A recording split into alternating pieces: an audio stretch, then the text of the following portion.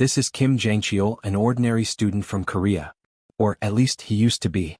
Yesterday he unexpectedly became the Demon King Kratos, the final boss of a game he enjoyed playing. The objective of the game, Paladin of Blood, was to revive the ancient hero who was dormant. The problem is that he knew he had reincarnated as a demon king from a land that was at a great disadvantage.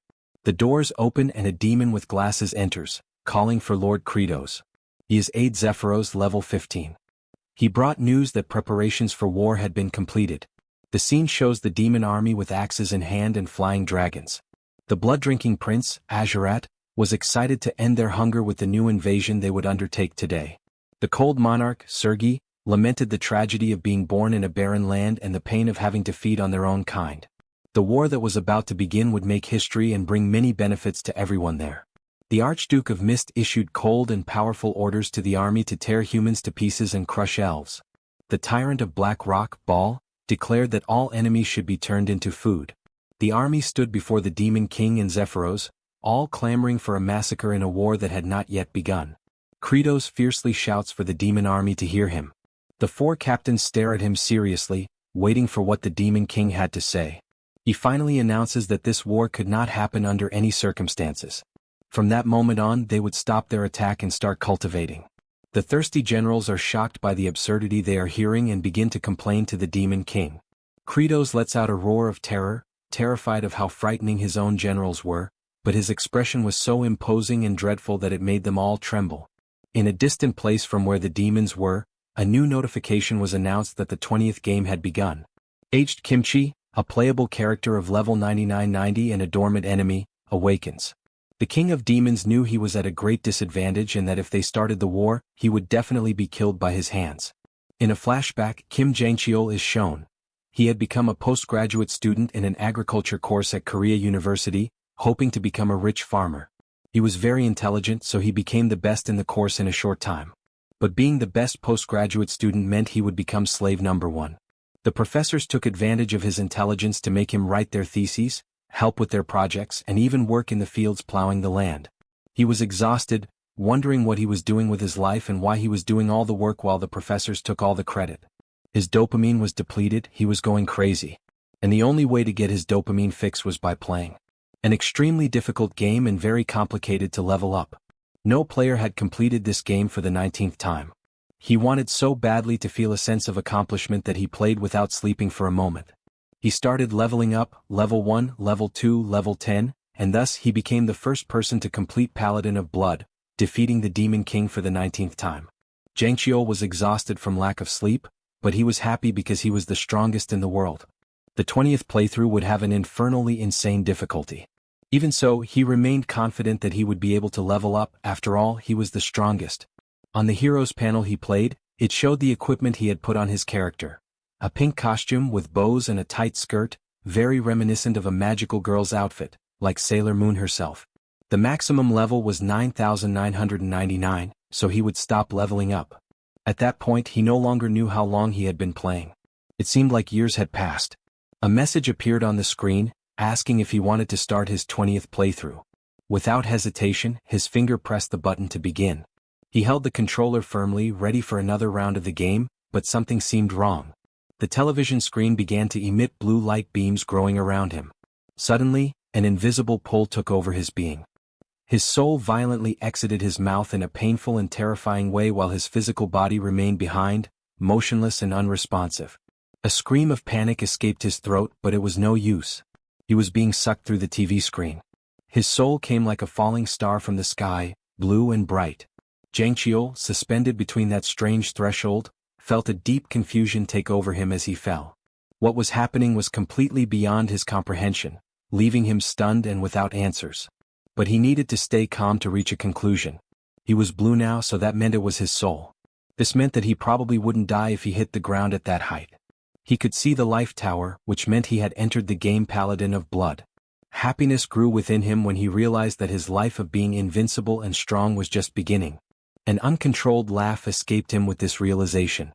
His expression instantly changed as his floating soul approached the unconscious character's body, remembering that he had dressed him in a magical warrior costume. He observed the muscular doll holding a heart-shaped wand resting on his chest. It was, without a doubt, the most ridiculous thing he had ever seen. Looking closely, he didn't even want to transform into that anymore. At the same instant, with the same force as before, his soul was sucked in and sent to possess the Demon King Kratos, the final boss of the game he had already defeated countless times. The flashback ends and shows Kratos on his throne, consumed by frustration. If he hadn't had that idiotic thought after looking at aged Kimchi, he would have become the most powerful character of all. But no, he had to be stupid. A complete idiot. Zephyros was walking down a corridor when he heard someone in a room say that Kratos was getting weak. This would be the reason he seemed so scared and ordered the attacks to stop. Inside the room where the voices were heard were the four generals. Azurat proposed that they join forces and cut off Kratos' head, just as he had taken the reign from the old demon lord. In the end, they would divide the power of the throne among themselves.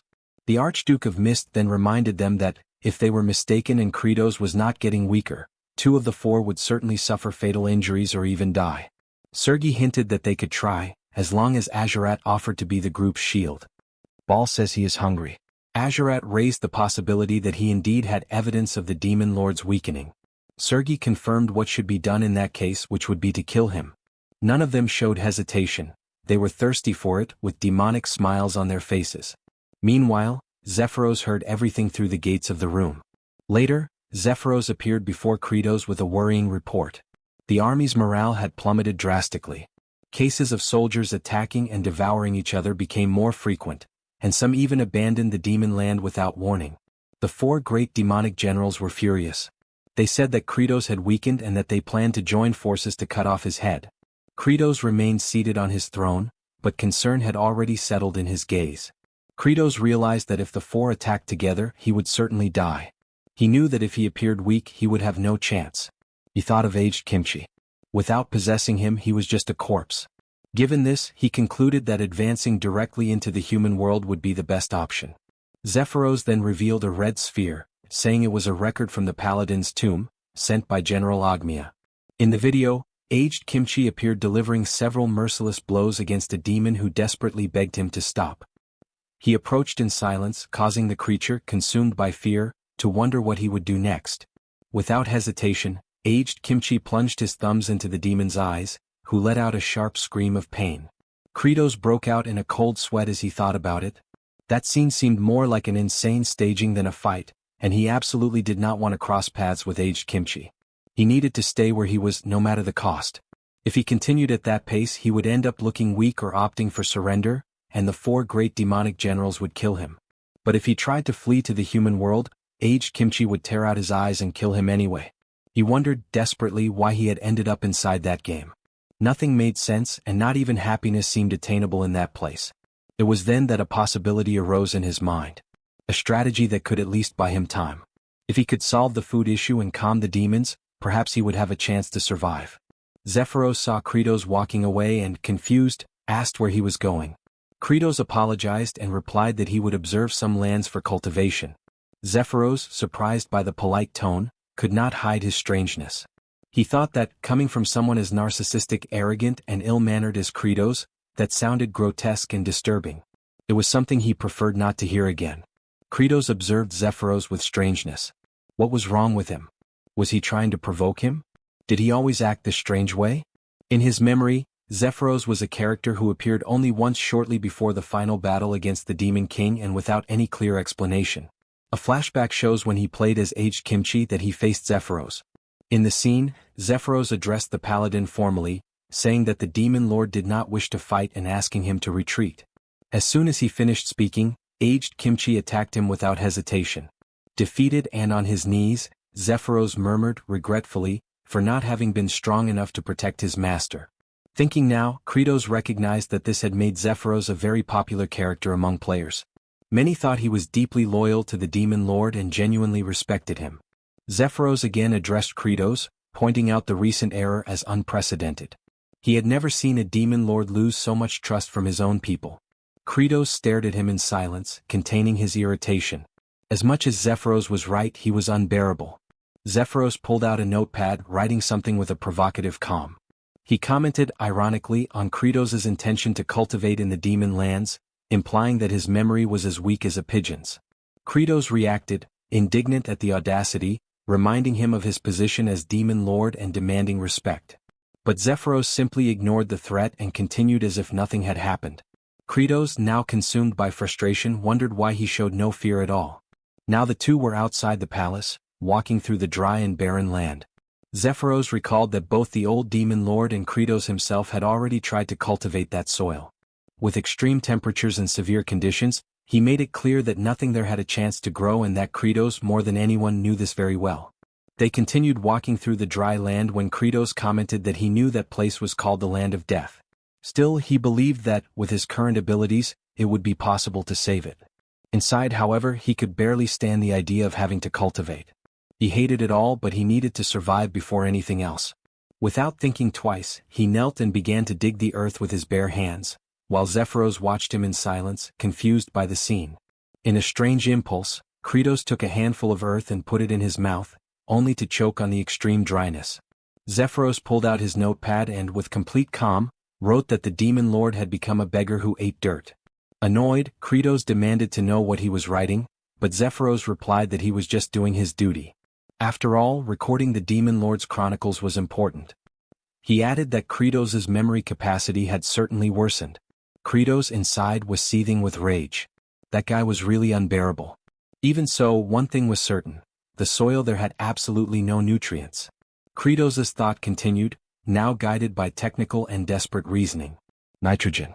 An absolutely essential element for plant growth. Even though it makes up 78% of the atmosphere, plants could not use it directly. The atoms formed such strong triple bonds that chemical reactions became almost impossible. Humanity, then, had developed nitrogen fixation through chemical engineering, which led to a huge leap in food production. But to do that there? Impossible. There was nothing that could serve as a basis for cultivation. The only alternative would be to use the nitrogen fixation mechanism present in nature itself: lightning. With its high voltage, lightning oxidized nitrogen into nitrite, which mixed with rainwater and was absorbed by the soil. And then, as if something lit up inside his mind, Kratos remembered that this was exactly the essence of his main technique. He recalled the battle when he played as aged Kimchi and faced Kratos himself. In that fight, he saw Kratos scratch the back of his hands with his claws, releasing blood and a violent electrical discharge. The name of the attack was Bloody Strike. That day he had been defeated by that devastating attack. An attack that released lightning and moisture at the same time. A perfect technique to create fertile soil. Without further hesitation, Kratos warned Zephyros to step away. The other did not understand, only observed him. He began to scratch his own hand with sharp claws and blood flowed. The pain was immediate and strong. It was hard to believe that someone resorted to that technique so often. It seemed crazy.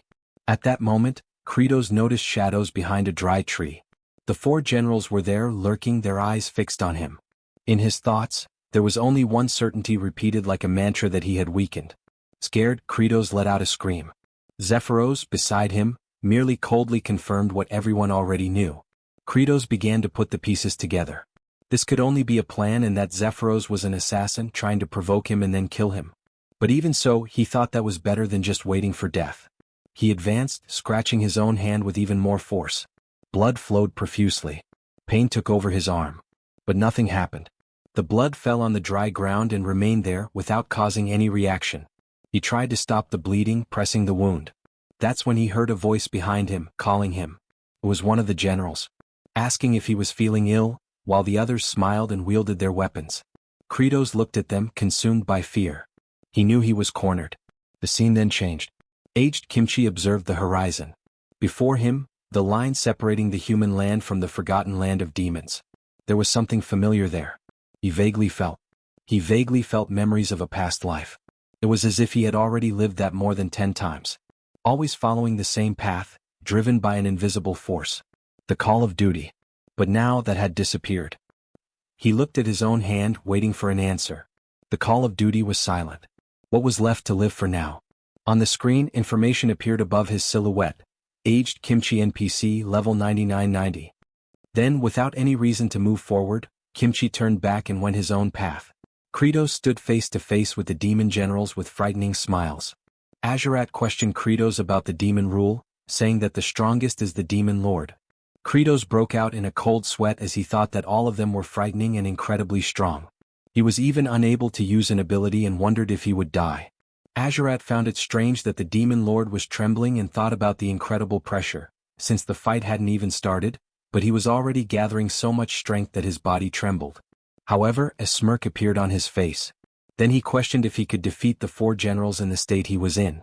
Azurat looked back and realized that the other generals had retreated, hiding again behind the dry tree. The surprise made him question internally the reason for that. Meanwhile, the generals, observing from afar, just waited, determined to intervene only if they saw a real opportunity for victory. The idea of facing Kratos alone began to make Azurat nervous. Without warning, Zephyros intervened. With a firm voice, he declared that, according to the ancient tradition of demons, all battles should be to the death, with no possibility of surrender. The sudden formalization of the combat caught everyone off guard. Kratos reacted in panic, shocked by the speed with which everything unfolded. Azurat, equally desperate, tried to protest, but it was too late. Azurat firmly wielded his weapon, trying to contain the nervousness that threatened to invade his mind. He knew that his opponent was weakened and that this was his chance. Kratos, on the other hand, was seized by panic, unable to think clearly about what he should do. For a brief moment, he remembered the moment he had raised the throne with his own hands. When he did a strength test. In the end, he realized that he was strong, yes, but not strong enough to boast. Suddenly, Azurat advanced. His movement was fast. Kratos was caught by surprise, but in the next instant, something awakened in his mind. He knew he had seen that blow before, but he couldn't remember for sure. At the moment the blow was struck, Kratos managed to dodge. Even without immediately understanding how he had done it, the memory emerged. He had seen that movement before when he was playing. Kratos remembered that at the time of the attack, Azurat's left foot was turned outwards. It was a clear clue that the attack was a thrust. It was exactly the same movement he knew from the game. And that's what saved his life. Hartok commented to Sergei about Kratos' expression when dodging the attack, remembering how he seemed ready to counterattack and tear off the enemy's arm. Sergei questioned why he didn't do it and suggested they continue paying attention. Meanwhile, Azurat launched another attack, and once again Kratos dodged with precision. He began to question internally what was happening, noting that all of Azurat's movements were exactly the same as in the game. The memory took him back to when he was still human, playing as aged Kimchi, and his character had to fight Azurat for the first time in that game. At that moment he had been completely impressed. He wondered if that enemy could really be defeated. He was fast, applied offbeat blows, and still had a wide range of attacks. He had died several times. He only managed to defeat him for the first time on the 128th attempt. In the next 19 playthroughs, however, he managed to completely turn the game around, to the point of humiliating him with a streak of victories without suffering a single blow. Azurat launched another attack against Kratos, but again without success. Kratos, while dodging with ease, felt a growing joy. His face radiated an insane happiness, mocking Azurat's frustration, whose blows could not hit him. The other 3 generals began to worry. They realized that Kratos was not only at an advantage but seemed to enjoy the situation, laughing at Azurat's futile effort and feeding on the opponent's humiliation. As Azurat clenched his teeth in frustration, Kratos experienced a sense of relief. Although he still knew that this did not mean guaranteed victory, something essential had ignited in his mind. He had understood that that world followed the same rules as the game he understood well. At that exact moment, a translucent blue window appeared before him with a clear message, identifying him as Kim Jangcheol and confirming that he had understood one of the fundamental rules of that world. Surprised, he observed the floating balloon. It was like those he used to see in webtoons. Soon after, a new message appeared, informing him that he had managed to dodge enemy attacks with high concentration. Azurat advanced at high speed, consumed by intense fury, aiming directly at Kratos. In the next instant, a new message appeared before Kratos' eyes, informing him that a part of the system reserved for playable characters had been unlocked. Soon after, another notification appeared, revealing that the aiming function had been activated. Surprised by the sudden change, Kratos realized that a mark had appeared in his field of vision, indicating exactly where he was looking. He immediately understood that it was the aim used for special abilities. Without hesitation, he began to scratch his own hands with his claws, making blood flow. Then, he threw the blood upwards, and a sphere of electricity appeared and hit Azurat squarely. The reaction was immediate. The generals, observing from a distance, showed surprise and tension. Demons around, who had already gathered to watch the combat, began to cheer and acclaim Kratos with enthusiasm. Azurat was on his knees before Kratos, the burned remains of his clothes barely covering his body marked by cuts that still sparked with traces of electricity. Smoke rose from his wounded skin. Kratos observed, surprised that he was still alive after the blow that, in the game, meant instant death. He knew that Azurat had extraordinary recovery and would soon regain his energy, which he could not allow. Without hesitation he launched the same ability repeatedly, giving no time for reaction. The impact of the attacks was so intense that the three generals watching from a distance trembled at the scene. For the demon generals, it was clear that Kratos was not trying to kill Azurat immediately, but rather to inflict pain that would prevent him from recovering. Azurat, now thrown to the ground, enveloped in smoke and completely vulnerable. And yet he did not die. Faced with the impasse, an unexpected notification appeared for Kratos. The system informed him that all of Azurat's clothes had been removed, leaving him completely naked.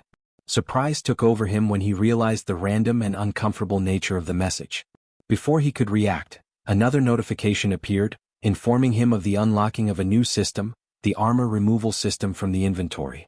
Kratos opened the armor inventory on the floating screen that appeared before him, hoping to find something useful. However, he realized that there was only what he was already wearing, nothing else he could use at the moment. He turned his eyes to Azurat, assessing the situation, and concluded that he needed to get rid of him first. He knew he didn't have enough strength to kill him and that the opponent's regeneration capacity was high, so he would inevitably recover in some time. At that instant an idea occurred to him. Since Azurat was not yet dead, it was still possible to target him. He thought of continuing to fire his bloody attacks and had an epiphany. He would repeatedly use bloody blows and infuse the soil with large amounts of nitrogen. Upon realizing the viability of his plan, he felt overwhelmed by exaggerated confidence, convinced that he had found the perfect solution to the problem with the barren land. Kratos looked at the generals while his body trembled. He was convinced that the fear on their faces was because of him. He decided to put this idea to the test. He called Sergei and received confirmation that she was listening. Then he ordered her to tie Azurat firmly. Sergei was surprised and thought he was trying to humiliate both her and Azurat by making her tie up a naked man. The first step of the plan was to prepare the lightning rod. Azurat was tied with his arms outstretched to a log. He was unconscious until, suddenly, he awoke electrically as if taken by a discharge. His recovery was complete, and he exuded fury, certain that his enemy had weakened and determined to cut off his head. Kratos launched another bloody strike at Azurat, initiating the second stage of the plan. With this, he intended to oxidize the nitrogen in the air into nitrite. Then he addressed Hartok with a precise instruction. Hartok, confused for a moment, pondered the intention behind the request, considering that perhaps Kratos wanted to make the environment more humid to intensify the effects of the lightning. He found it creative and even instructive. Hartok then crossed his arms and began to generate the dense mist needed to cover the entire area. The third stage of the plan was to spread this mist, while the fourth was to repeat the attack. Kratos did not stop launching attacks, even with the intense pain caused by using his own blood. The generals watched in silence, impressed by the uninterrupted sequence of blows. Taken by an almost disturbing animation, Kratos reflected on the possibility of transforming that land into fertile soil with the infusion of nitrogen. The idea of an abundant harvest excited him, and he laughed as he continued launching more and more attacks. Mist, electricity, and blood mixed in a continuous spectacle. After some time he stopped the attacks and took a handful of earth in his hands. He judged that it was enough to continue with that methodology to enrich the soil with nitrogen. The next step would be to improve the quality of the land. He considered that loose, monovalent structured soil did not allow oxygen entry or water drainage. For cultivation, granular and crumbly soil would be ideal. Therefore he knew that what he needed to create now was fertilizer. Kratos turned to the generals and ordered everyone to bring shit. The three generals, who by then already had remnants of the blood shed by Kratos, froze at the order. For a moment they seemed not even to have understood what they had just heard. Then they reflected on the intention behind that absurd order. After making an example of Azurat and subjecting him to torture, now he wanted to dirty the demon with shit. That was unbelievably cruel. The scene changes to a vibrant forest, full of life and dense vegetation. Aged Kimchi walked in silence when he heard voices coming from behind a bush. Approaching cautiously, he found two men asking for help. One of them had a broken leg immobilized with sticks. He explained that they had been attacked by goblins. Both begged for help, promising rewards in return. Aged Kimchi just watched them in silence without giving any immediate response, which made them even more nervous. Despite saying he posed no danger, the two couldn't help but think that this stranger seemed anything but trustworthy. Without waiting for a reaction, Aged Kimchi approached the injured man and lifted him onto his shoulders. Then, he looked at the other man and indicated that he should lead the way. The man nodded and the three followed through the forest. During the journey, the injured man introduced himself as Rivage Asheran, an emissary, and introduced the other as his servant, Diol Frontera, and wanted to know who was helping them. Aged Kimchi's answer was simple and enigmatic. This was something he himself still needed to discover. Back at the demon stronghold, the trio of commanders appeared exasperated. Hartok questioned how they were expected to simply produce feces. He sarcastically suggested if they were meant to create it on demand. Sergi shouted in dismay, appalled, revolted, and clearly overwhelmed. She spiraled into panic. Bal admitted he hadn't eaten in a considerable time and thus couldn't contribute. He speculated that Sergi was equally incapable. She snapped at him, refusing to discuss such matters. Hartok, unwilling to donate his own waste, proposed a more aggressive solution, coerced the lower-ranked demons into providing it.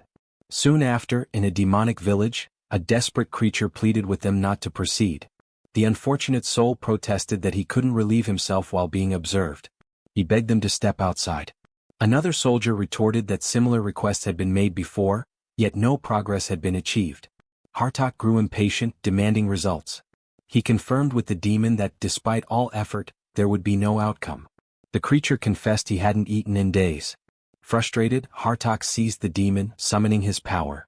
He thanked the poor thing for the accidental inspiration. He attacked him, eliciting a painful cry. The assault was cut short when Bal intervened, gripping Hartok's wrist. Hartok asked what the interruption was for. Bal clarified that piercing the abdomen would be fatal, eliminating any chance of obtaining the needed material. He explained that the demons must remain alive to yield the waste required. Hartok released the demon and, surprisingly, praised Bal's insight, especially coming from someone like him. Yet, he followed with a threat, suggesting they feed the villagers Bal's flesh to stimulate production. Bal prepared to retaliate. The captive demon trembled as tensions escalated.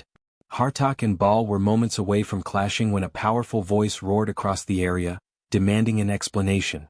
It was Kratos. A single application of bloody strike sent both to the ground. Infuriated, he reminded them that humans weren't the only beings capable of defecation. His irritation was palpable. He proceeded to inform them that excrement lacking nutritional substance held no utility. What they required was waste matter rich enough to serve as effective compost. Zephyros, perplexed, inquired about the meaning of compost. Kratos clarified that it referred to a component that delivers nourishment to the soil.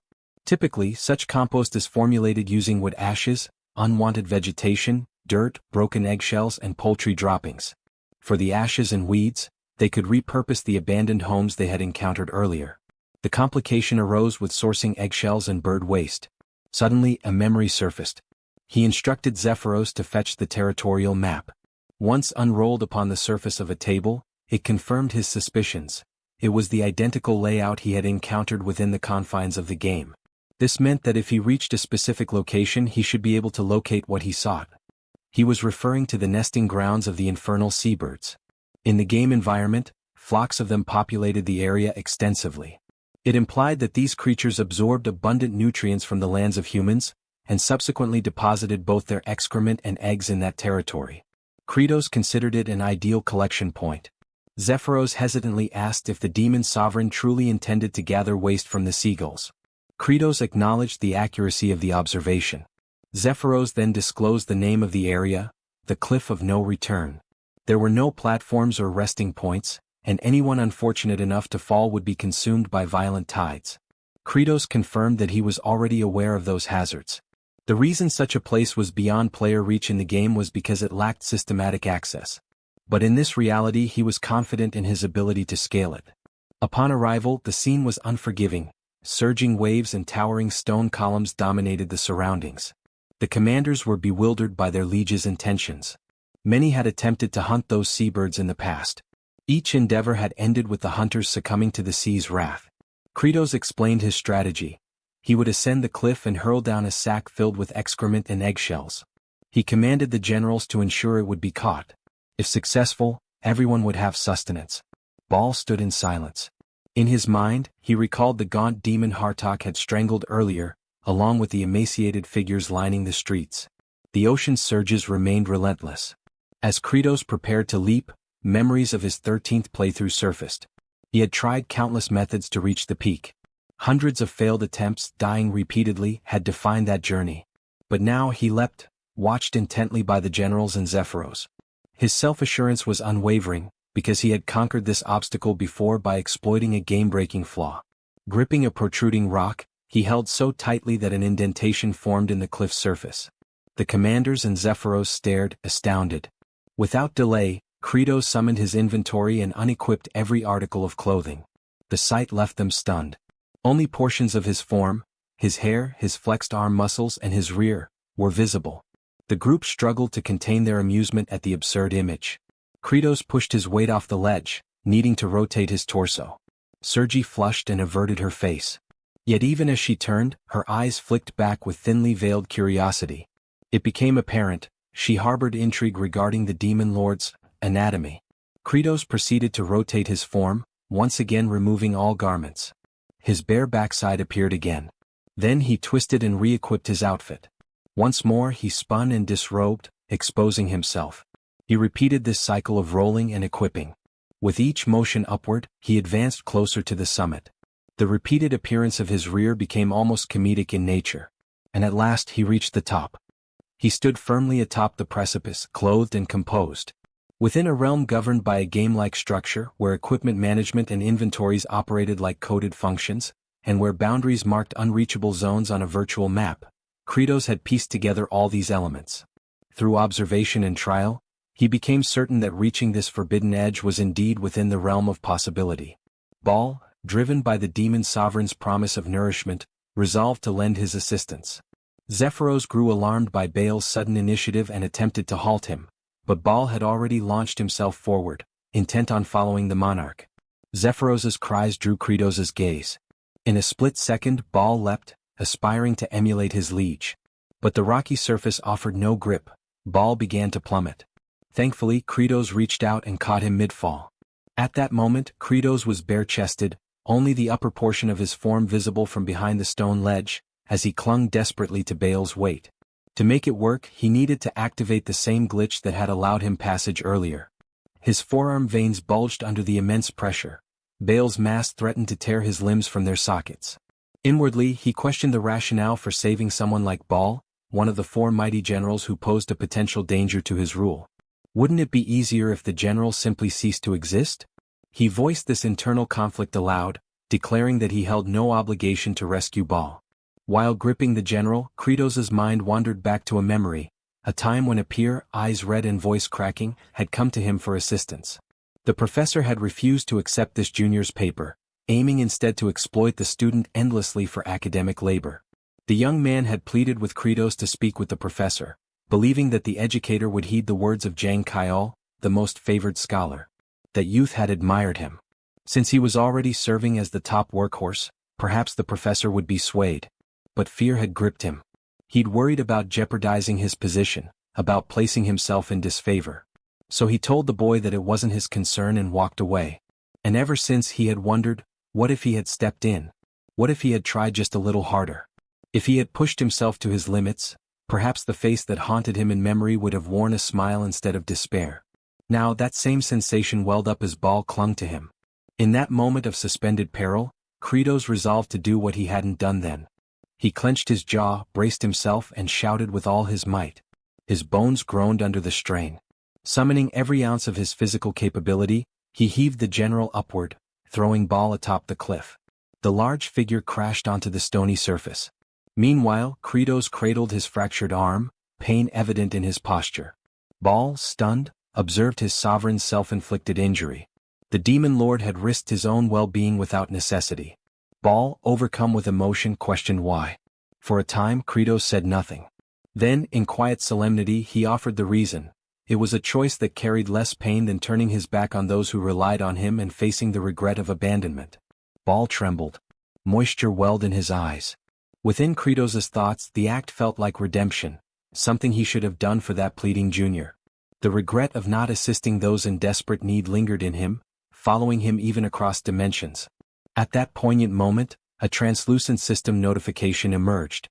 It stated that even while still not fully acclimated to the vessel of Demon King Kratos, he had exerted every fiber of strength. As a result, he had earned Baal's genuine gratitude, one of the four supreme commanders. Kratos became aware of the depth of that appreciation. To honor this milestone, the system activated a new feature. From now on, bestowing upon the army a shared sense of deep satisfaction would reward him with a substantial number of points. He reflected on the substantial quantity.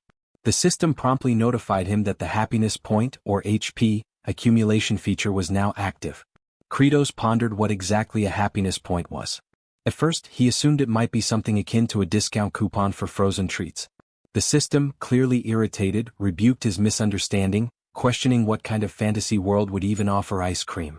Startled by the system's direct and conversational tone, Kratos realized it could respond to his thoughts. It was then clarified that for every demon soldier who experienced satisfaction from a full belly, Kratos would earn a single happiness point. These points could then be used to enhance his attributes. At present, Kratos had access to merely a fifth of the demon lord's total strength. This revelation explained his relative weakness in comparison to his subordinates. The system encouraged him to develop all 5 of his attributes and strive to unlock the demon lord's full capabilities. Curious to try the function, Kratos attempted to increase his stamina by 10%. A notification appeared, explaining that the cost for such an upgrade would be 50 happiness points, a steep price in his view. The system further revealed that abilities could also be upgraded. His current skill, Bloodstrike, was only at its first tier and required a hefty 250 points to level up. Realizing the large quantity of points he'd need, Kratos reasoned that through effective farming, he could steadily accumulate HP and thereby greatly enhance his strength and improve his odds of survival. In addition to this revelation, he received something else: gratitude. With a sly grin, he quietly enjoyed the rare feeling. From Baal's perspective, however, the expression worn by the demon lord was far from comforting. It seemed to communicate a silent threat, a reminder that a debt had been formed and defiance would not end well. To Baal, Kratos appeared as a ruthless leader, one who didn't save lives out of compassion. Shortly after, the demon sovereign lifted a large eggshell and summoned the others' attention. He declared his intent to fill the shell with organic waste and toss it toward them. The trio stood frozen in disbelief, entirely unsure how to respond. As promised, the demon lord launched the container, its contents flung toward the stunned group. The unexpected barrage caused uproar. They had no time to react. It was quite literally a storm of filth. The 3 generals were overwhelmed, certain they had reached their limits. Meanwhile, Kratos believed this was only the beginning. He demanded full dedication to agriculture.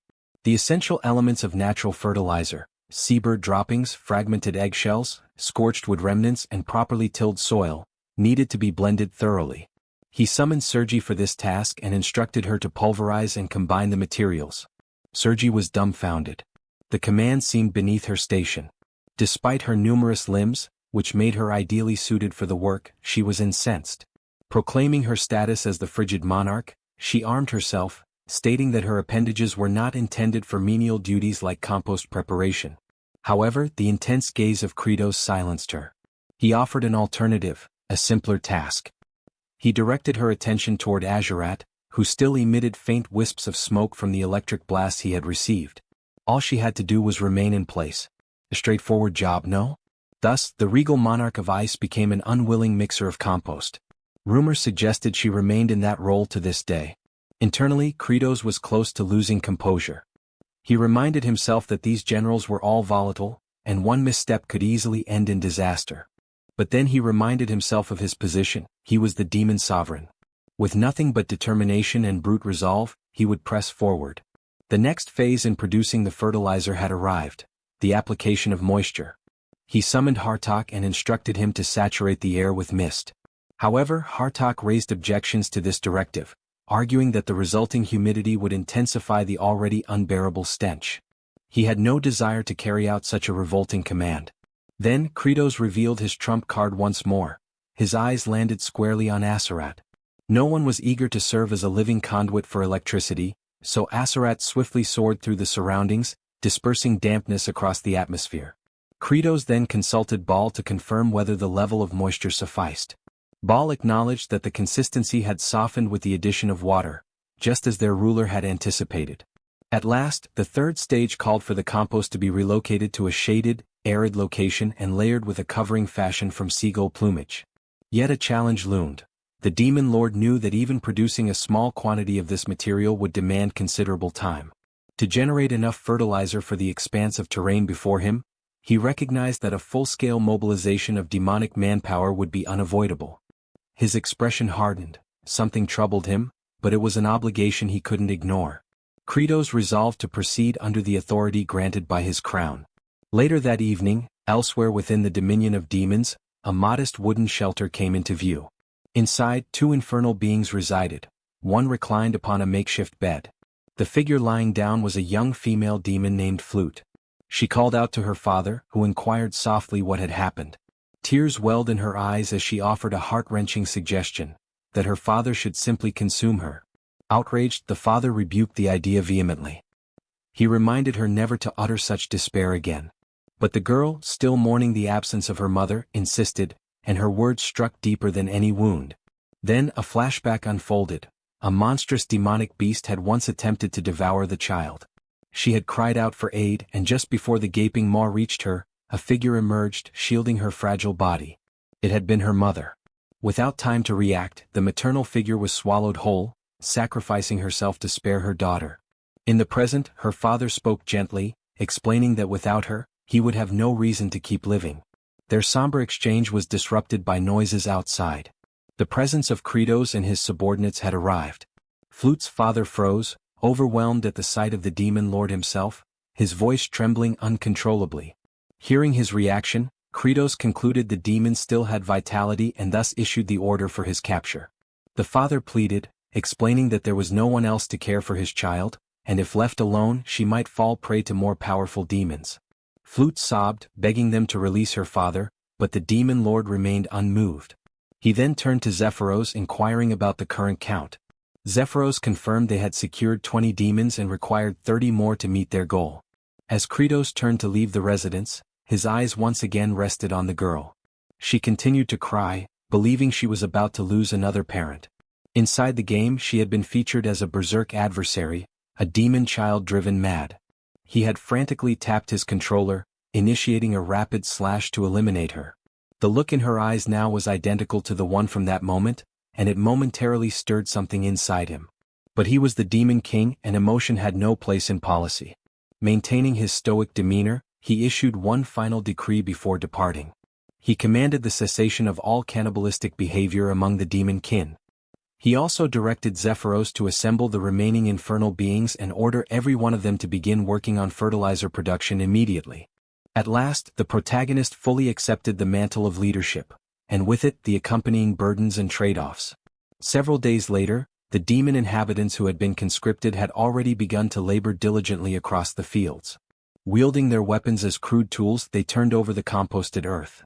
Among them, Flute's father, now known as Dyrok, voiced his skepticism.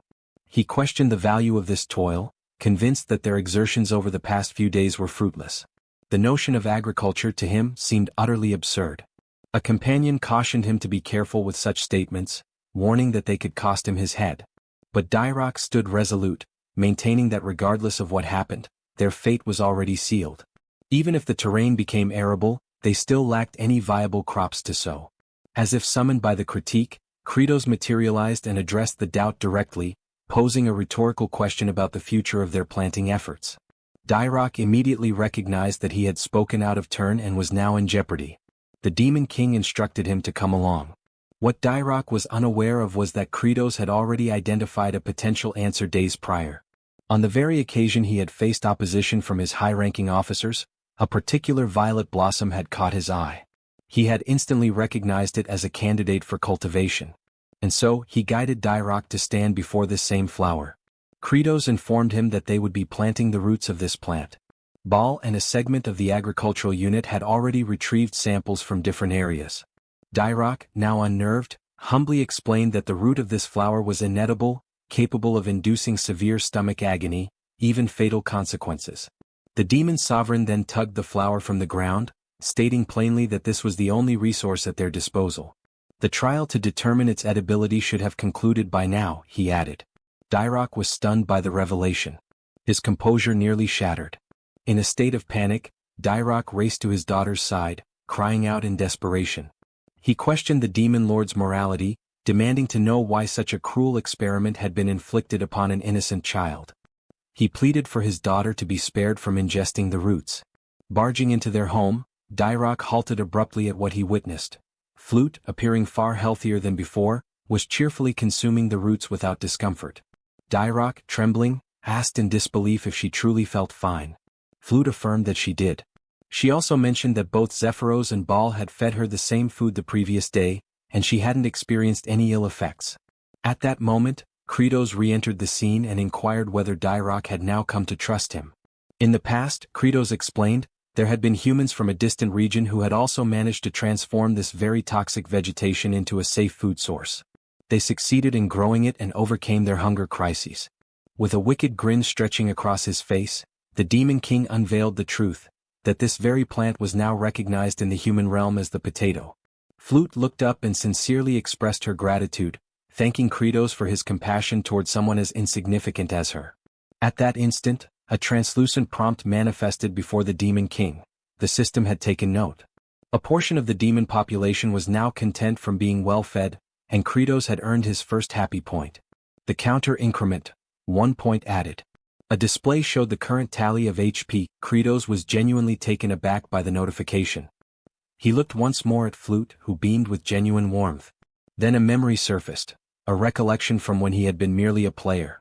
It was that same Flute, rendered within the game, a naive demon child who had been coerced into doing terrible things just to survive. The image back then starkly contrasted with what stood before him now. A faint smile crept across Kratos' face. He acknowledged to himself that, as a demon lord, perhaps he didn't always need to wear a stern mask. He smiled, awkwardly, perhaps grotesquely. But it was a real smile. Internally, he mused that a little demon like her just needed to eat well and grow up strong. Unfortunately, this sentiment was wholly misunderstood. His attendants misread his intentions, interpreting the look on his face as sinister. Baal, in particular, assumed the Demon King had ulterior motives, that he was merely fattening the girl up to devour her later. To him, Kratos was the embodiment of a truly malevolent monarch. Yet, unbeknownst to them, the expression Kratos had revealed was the one he had always hoped others would see, though it could not have been further from the truth. Following those events, it was revealed that the most remote location within the expansive dominion governed by the Demon Lord bore the name Chavain de Antier. The entire region was segmented into 5 distinct sectors, and this frigid expanse lay within the most secluded one. Temperatures plunged to icy extremes by nightfall, only to surge into sweltering heat during daylight, a climatic pattern reminiscent of the high-altitude terrain of the Andean Plateau. In historical accounts, inhabitants of the Andes often faced food shortages, leading them to consume wild tubers laced with toxins. But did such desperation lead to extinction? On the contrary, humankind exhibited a remarkable talent, the ability to transform harmful provisions into digestible sustenance. That very human ingenuity was now being emulated by Jeshiel, now recognized as Kratos, the reigning demon sovereign. Soon after, Dirac appeared and informed the Demon King that the tuberous roots had already been positioned across the cultivated terrain. In response, Kratos instructed Baal to pulverize them. Without hesitation, Baal launched himself high into the air, landing with tremendous force to smash the roots beneath his immense weight. Under such crushing pressure, those potatoes stood no chance of remaining whole. Baal's task was far from over, as he would be repeating this action throughout the entire day. Kratos had devised a meticulous process. The roots were to be frozen under the cold night sky for 5 consecutive evenings. Then, under the scorching heat of the day, they would be softened and subjected to Baal's powerful impact. This repetition, freezing, thawing, pounding, would extract the poisonous content and allow it to dissipate. Once this cycle had been executed enough times, the remnants would be dried, preserved, and lightly heated for consumption. Thus was created the demon realm's version of chunyo, wild potatoes rendered edible through careful preparation. The narrative returned to Kratos, who summoned Zephyros and instructed him to assemble the group of demons assigned to fertilizer production. Wearing a wicked grin, the demon lord declared that it was time for a break, snack time to be precise. He anticipated that his underlings would savor the food. As distribution commenced, the demons formed a queue, awaiting their share. Kratos announced that only 2 pieces would be allotted per individual due to limited supply. Zephyros, noting the sizable reserve of processed potatoes, inquired whether additional portions could be produced. Kratos expressed skepticism, stating that the remaining quantity wasn't sufficient to nourish the entire legion. Instead of consuming all of them, he planned to replant the tubers, allowing them to multiply exponentially. Moments later, as the wild potato portions were distributed, hesitation filled the air. The farming squad looked uneasily at the unfamiliar food, memories of lost kin weighing heavily. Dairock stepped in, reassuring them that the Demon King had neutralized the toxic effects and that the roots were now safe for consumption. However, a particularly eccentric demon with a bizarre haircut mocked Dairock, calling him naive. He gestured toward Kratos, describing him as a sinister figure who wouldn't distribute food without an ulterior motive, likely intending to poison them. Yet Dairock remained undeterred. He boldly took a bite of the food. All eyes followed his chewing, their tension growing until he casually swallowed it. With tears brimming in his eyes, he shouted praise for the Demon King. The rest of the laborers, observing Dairock's survival, promptly devoured their portions as well. And soon a second line formed, they eagerly sought more. Dairock, basking in his moment of vindication, was filled with pride. It was true, the Demon Lord had genuinely provided them with edible nourishment. The odd-haired demon, now swayed, began to lead a chant. Raising his left arm, he bellowed with enthusiasm, "Yes, Kratos." The Demon King, however, was unimpressed by the awkward slogan and silently resolved to replace that ridiculous cheer at a later date. Off to the side, Zephyros studied Kratos' expression. He noted that the Demon Lord's countenance reflected unwavering belief that even in this barren wasteland, he would produce viable food. In that gaze, Zephyros sensed the possibility that Kratos might indeed be the one to finally end the cycle of starvation and despair that plagued their kind. At that very moment, the interface reappeared. A system notification declared that a segment of Kratos' forces was content due to having eaten. This time, the tally rose by 50 happy points, a reward for successfully feeding 50 members of the agricultural squad. The new cumulative total displayed boldly: HP equals 51. The protagonist observed the unfolding scene with visible amusement. A subtle grin crept across his face as he internally acknowledged that the total number of points accrued so far was quite respectable. With this accumulation, he could now afford to bolster his strength a bit. However, a decision had yet to be made on which attribute would be prioritized. At the moment, he remained uncertain. Perhaps it would be more prudent to continue stockpiling points for the time being. While he contemplated dividing labor between the fertilizer production group and the wild potato extraction team, Zephyros began to rally the attention of the field workers. The astute assistant had devised a plan to spread word throughout the village that a consumable crop could now be cultivated even in this desolate terrain. An incentive was offered. Any demon who unearthed wild potatoes would receive food coupons redeemable for chunyo. The announcement stirred celebration among the farming squad, while Kratos quietly evaluated Zephyros. He mused that the subordinate was every bit as clever as he appeared. Despite his irritating personality, he was undeniably one of the most resourceful allies in the group. Thanks to this campaign, the village demons diligently scoured the earth, unearthing every last wild potato. Meanwhile, fertilizer grinder Sergi and artificial precipitation specialist Hartok remained hard at work, each fulfilling their respective assignments. Lastly, Aserat, still securely restrained, awaited his next relocation. Kratos had merely been shifting the location where his living lightning conductor would be positioned. Upon determining the most suitable area, preparations were finalized. The Demon Lord then proceeded to discharge a series of electric bolts upon the familiar target, harnessing Aserat's endurance for the benefit of nitrogen enrichment. He truly toiled to ensure proper soil infusion.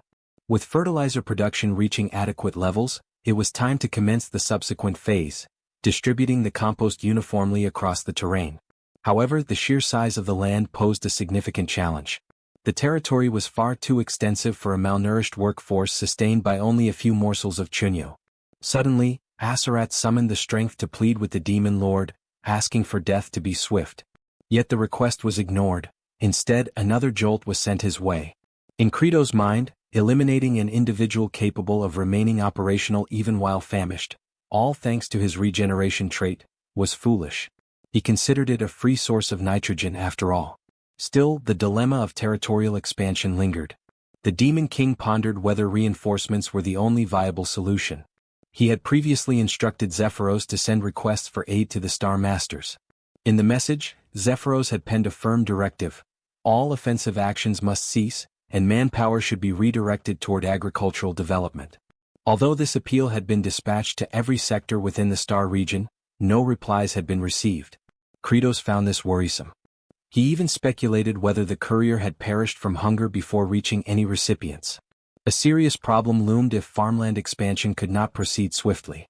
Elsewhere, in the realm of the demons, the first star zone, named the Cliff of the Dead, harbored its own developments.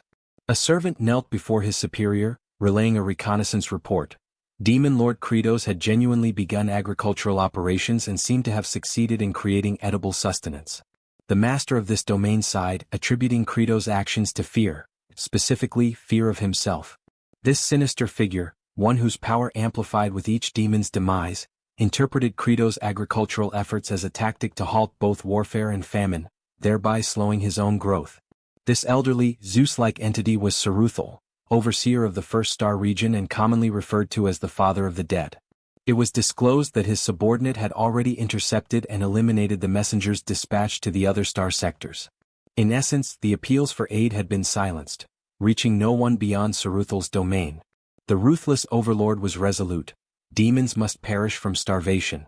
Only then would their corpses serve as nourishment for him and his forces. Saruthal declared his intent to exterminate Kratos and claim the demon throne for himself. He issued a critical mission to his adjutant, Fikimir. The order was simple yet grave: annihilate every vestige of Kratos' agricultural progress. With an ominous tone, Saruthal formally proclaimed war. Fikimir, ignited by the opportunity for conflict, bristled with excitement. Back at the location of the designated living lightning conductor, Aserat shuddered as a biting gust swept through the area. Fikimir eventually disclosed his presence. He remarked that Kratos was exceptionally cruel for reducing Aserat to a breathing husk, merely to serve as a deterrent to others. He then reassured Aserat not to fret, explaining that his superior, Saruthal, appreciated his fierceness and would gladly welcome him once Kratos was eliminated. Fikimir summoned his elite unit, phantasmal entities known as wraiths. With manic enthusiasm, he bellowed a command to obliterate the barren land beyond repair. The spectral soldiers lost no time and gleefully embarked on their destructive rampage.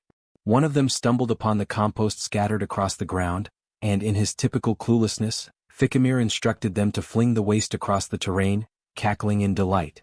He reasoned that the enemy might attempt to reclaim and reuse the manure, so it should be evenly distributed to prevent retrieval. With blind zeal, the wraiths dutifully worked the material into the earth, dispersing it so thoroughly that no visible traces remained. Fikimir's unhinged laughter echoed, while Aserat watched the ridiculous display with an expression of disbelief and silence. He could only exhale in resignation. He recalled Kratos' exact instructions about finely grinding the manure and mixing it deep into the land. Ironically, this very task was now being accomplished by Fikimir, who remained blissfully unaware of his contribution. In Aserat's mind, a lingering question arose: what exactly are these fools trying to accomplish? The following morning, just before sunrise, one wraith commented on the endless nature of their assignment. Nevertheless, his peers remained tirelessly committed to their labor. When he voiced his complaint, he was promptly scolded for slacking. They operated under the belief that if even a single corner remained untouched, the demon king Kratos would transform it into farmland. The indolent wraith then questioned why wraith number 2718, notorious for his laziness, was especially diligent on that day. The numbered wraith confessed to his typical slothful tendencies but noted that something felt different this time. Observing the meticulously worked earth, he admitted feeling pride, as though he had contributed to something meaningful. The lazy wraith was left dumbfounded. After clicking his tongue in annoyance, he declared that he too would be a fool for the day. He resumed tilling beside the others. Unexpectedly, the scene took a turn. So focused were the wraiths on their exertions that they lost track of time. When dawn broke, they had failed to retreat, and all perished beneath the morning sun. Yet they passed with contentment, gratified by their efforts. The once empty fields were now cultivated with purpose. All phantoms in the expanse had faded, except for Fikimir. With tears welling in his eyes, he mourned his comrades, proud of their dedication. He silently wished their souls would find repose and wondered with solemn anticipation how Kratos would respond to their unintended accomplishment. Elsewhere, within the barn where the harvested potatoes were stored, Kratos could be heard murmuring about how tilling had taken more time than anticipated. Gazing at the dormant vegetables, he explained to Zephyros that potatoes in such a state wouldn't sprout, rendering immediate planting ineffective. He likened the condition to a tuber peacefully resting underground, abruptly yanked out by its stem, thrown into shock and left biologically frozen. Deep in contemplation, Kratos considered that dormancy could be interrupted more rapidly by storing the potatoes at 4 degrees Celsius for 2 to 3 weeks before transferring them to a warmer, darker location. He intended to request Sergi's aid in cooling them with her frostborn magic, but she was fuming with rage at present. Hartok likewise was currently unreliable. Kratos knew that provoking both simultaneously could be perilous, so an alternative solution was necessary. As a last resort, the Demon King had even instructed the farming squad to perform physical drills near the potato cache, in the hopes that their body heat might hasten the warming process. They all ended up exhausted rather quickly, rendering that strategy a failure as well. Thus the issue remained unresolved. Left with few alternatives, Kratos resolved to head over to the farmland and attempt whatever measures he still could. His focus narrowed to at least enriching the earth with nitrogen. A short while later, Kratos stood silently before the completely turned and fertilized soil. The ground had been thoroughly tilled and integrated. The pungent odor hung thick in the air, so intense that Aserat lost consciousness from the fumes. The demon lord stood stunned, speechless at the sight of the now prepared fields. He questioned internally how such a feat had come to pass, suspecting a miracle. Suddenly, an oblivious figure burst into laughter, the same fool who had unknowingly contributed to the miracle. He cackled in triumph, declaring their success, but his gloating was short-lived. Baal, looming behind him, lifted him effortlessly and presented him to the demon lord. This individual was none other than Fikimir, who had attempted to remain hidden. Kratos recognized him immediately as one of the notorious bosses from the Cliff of the Dead. He speculated that Fikimir might have arrived as backup. Without delay, Kratos demanded to know the reason for Fikimir's presence, a question that caused the demon to tense in panic. Just as Fikimir opened his mouth to reply, a swift blow from Kratos interrupted him. Zephyros, bewildered, questioned why the demon lord would strike before hearing a response. Kratos clarified that the act of withholding information was already suspicious enough, and sometimes brute force was the most effective interrogation tool. Fikimir, though pained, conceded that this approach was to be expected from the Demon King. Still, the demon remained tight-lipped, until he was subjected to a relentless barrage of punches. Blow after blow rained down. Eventually, Kratos himself grew winded. Fikimir lay motionless, barely conscious.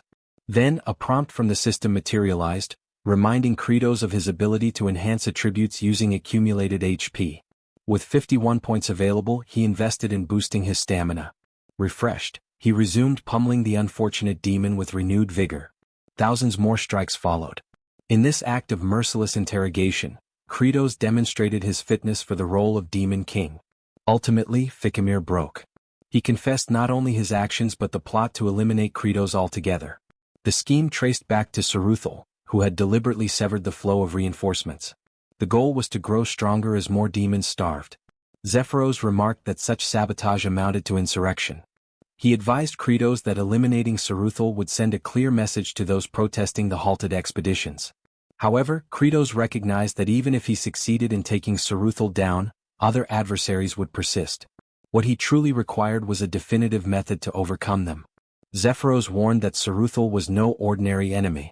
Kratos was already aware. Saruthal possessed a spectral ability, allowing his body to shift into an incorporeal form. Even within the game, Saruthal had been a constant menace on the intricate terrain of the Cliff of the Dead, transforming the entire encounter into an elaborate pursuit. Still, Kratos had already begun formulating a plan. As in the game, if exterminating pests was impossible due to their concealment, the answer was simple: extract them from their den. Elsewhere, Flute found herself standing before Aserat. She looked upward timidly. The mere sight of her nearby presence visibly irritated him. She initiated a hesitant conversation, lowering her head in gratitude. She expressed thanks for his sacrifice as it was the reason they now had sustenance. However, praise directed toward a demon for noble deeds was considered deeply offensive. Aserat seethed. He accused Flute of derision and threatened her life. Frightened, Flute fled. With a burning glare, Aserat issued a vow, one drenched in fury. The moment he escaped, he would hunt Kratos down and destroy him. His moment of solace was abruptly interrupted as a chorus of demonic voices rose in melody directed toward him. From a distance, his gaze locked onto Credos approaching with a waving banner. As the image grew clearer, the banner's inscription came into view. Congratulations. Second Conductor of Thunder in the department. Alongside him was Fikimir, trussed up identically to Aserat. This unhinged entourage chanted jubilant hymns, as if commemorating the induction of a fresh recruit into their labor force. The agricultural detachment was gradually expanding its membership. Aserat mulled over the title of Second Conductor of Thunder. Moisture welled in his eyes at the hopeful prospect of being released. The thought of finally being spared from being a perpetual spit-roasted avian stirred deep longing. Yet within moments, Fikimir was merely positioned adjacent to him. No soul even considered unfastening him from the pole. With fervor, Credos erupted into bellows, activating his sanguine surge technique. Aserat's stomach dropped as the full weight of reality set in. Credos intended for both of them to share the burden of lightning absorption. The pair, defeated in spirit, yielded to their fate. All the while, Saruthal observed from afar through his scrying orb. The notorious overlord shrieked with horror as his elite subordinate, Fikimir, was officially baptized as the next electro-grilled minion. The unsightly, celibate demon monarch persisted, unleashing strike after strike.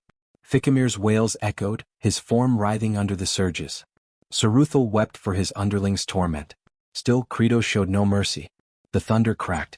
Fikimir's cries escalated, almost indistinguishable from unholy moans. He was beginning to show signs of perverse enjoyment. Surveying this grotesque display, Saruthal howled in protest. At that very instant, Credos turned his attention sideways.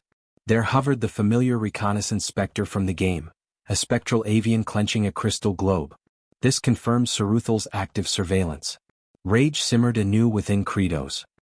His adversary had not only sabotaged his crops, but was now watching with contemptuous amusement.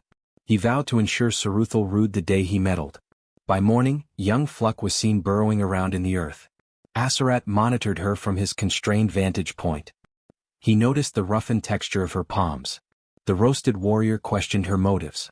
She meekly explained her desire to assist. After all, the Demon King, the 4 exalted generals, and every grown-up were toiling tirelessly in the fields. She longed to contribute. Aserat scoffed, branding her a naive, low-tier demon child.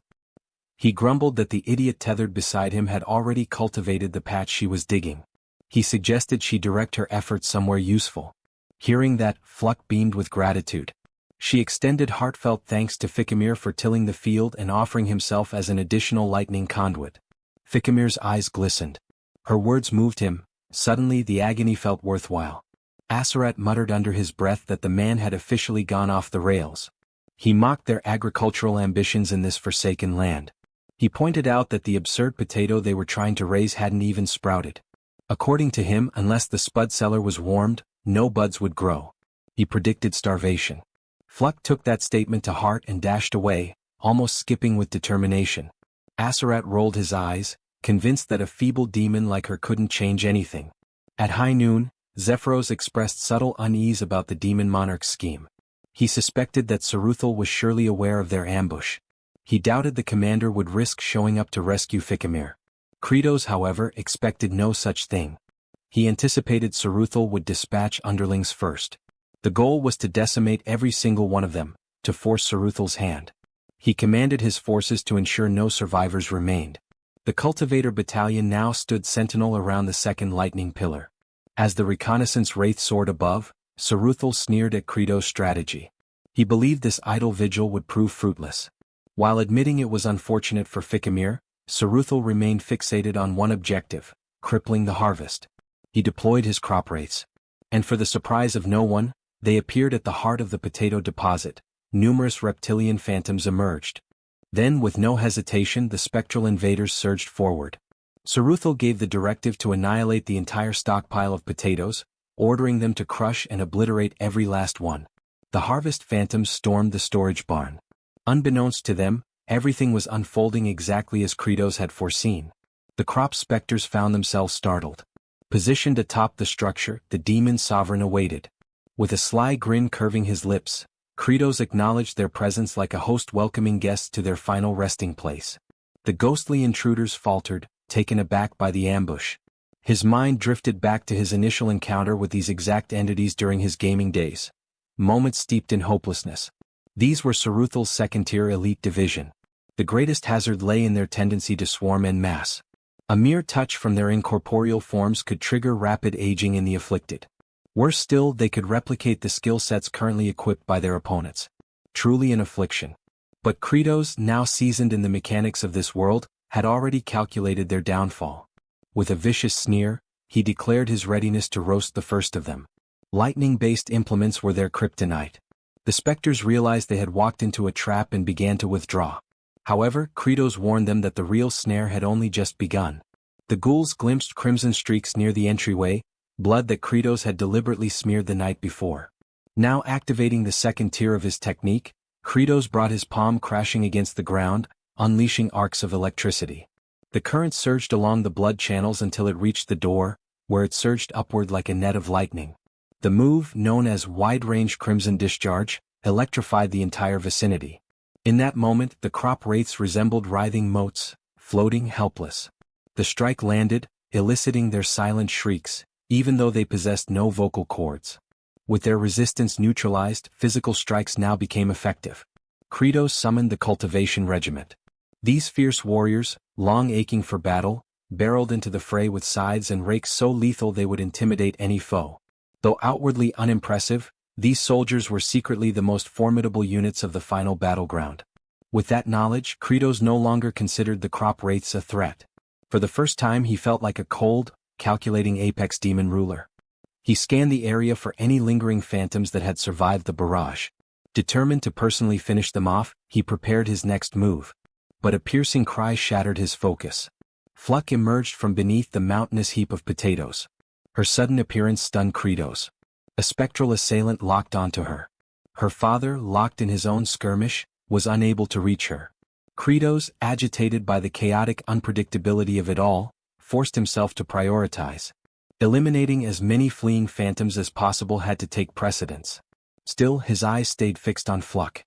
He knew the range of his crimson discharge wouldn't reach her position. In a desperate act, he hurled a potato toward the ghost. Of course he knew it was futile, but instinct took over. The vegetable bounced off the specter's head, which then caught it mid-air. To his astonishment, the tuber began to pulsate like a capturing sphere.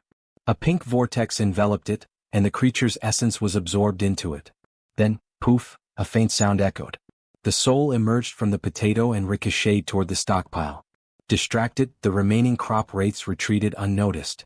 Kratos blinked in disbelief at what had just occurred. The potato had sprouted. Suddenly, understanding dawned. These apparitions accelerated aging. They had inadvertently jump-started the dormant biological rhythm of the potatoes. Without pause, Kratos clasped Fluck in his arms. His gaze softened slightly as he offered her an expression of approval. Her body trembled. Turning to his militia, he summoned their attention. The time for drawing Saruthal out had ended. From now on they would take the initiative. An offensive approach would serve them better. Elsewhere, someone's eyes fluttered open. Confusion clouded their vision. The location was none other than Lightning Pole number 1. It was Aserat. His mind muddled, he pondered his own identity and purpose. The warm sunlight bathed his face, and he felt a fleeting moment of gratitude. Then his stomach let out a deep growl. He came to understand that, despite his condition, a deep yearning for existence still burned within him. His focus shifted when he heard his name being called. It was Fluck. She expressed her gratitude, explaining that thanks to his tip regarding potato sprouting, everything had turned out well. She had even received a generous supply of chunyo as a result. She went on, mentioning how Kratos had assembled a considerable force of agrarian warriors. Yet, by this point, Aserat was no longer registering her words. His entire attention had zeroed in on the food she carried. The moment he laid eyes on the edible chunyo in Fluck's possession, his mind unraveled. Overwhelmed by hunger, he fixated on the meal. Aware of his craving, Fluck attempted to feed him by tossing a piece his way. Unfortunately, the morsel struck him square in the eye. Letting out a sharp groan, he threatened the child in irritation. Apologizing, she tried again. This time, she launched 3 pieces simultaneously, hoping at least one would land correctly. One chunk successfully entered his mouth, while the other 2 landed on his eyes once more. Despite the pain, tears welled up in his eyes, not from sorrow but from the sheer flavor. As he chewed, the delight overwhelmed him. At that moment, a notification arrived for Kratos. A member of his demon legion had experienced joy. 1 happy point was added. His cumulative total now stood at 302. This puzzled Kratos slightly. With the latest batch of recruits who had eaten chunyo, the total should have been 300 demons and fluck. He couldn't quite figure out the identity of the extra source of happiness, but ultimately dismissed the thought. More points only meant more power, and he intended to conserve them for the upcoming raid on Sarathol. Rousing his troops, he ordered the cultivation warriors to press forward. With fervent energy he rallied them in the name of a prosperous yield. Hours passed until they reached the threshold of Sarathol's stronghold. Sarathol, foreseeing the assault, instructed his minions to sever the rope bridge. As the bridge collapsed, the phantoms mocked the approaching demons, ridiculing them with jeers. Their amusement didn't last long. Without hesitation, Kratos lunged across the chasm. Panic swept through the wraiths, until they realized he had miscalculated. He was plummeting. The phantoms erupted with laughter, calling him brainless for attempting such a reckless leap. Then the laughter died. They spotted fragments of his form embedded into the cliff face, once again with his posterior exposed. The ultimate glitch maneuver had been activated. The spirits flushed, blushing in discomfort. Slowly, Kratos began his ascent, turning once, turning again, revealing his backside with each twist. His expression remained grim and menacing. With a few more contortions, the demon lord reached the top. The specters, thoroughly unsettled, groaned in disgust.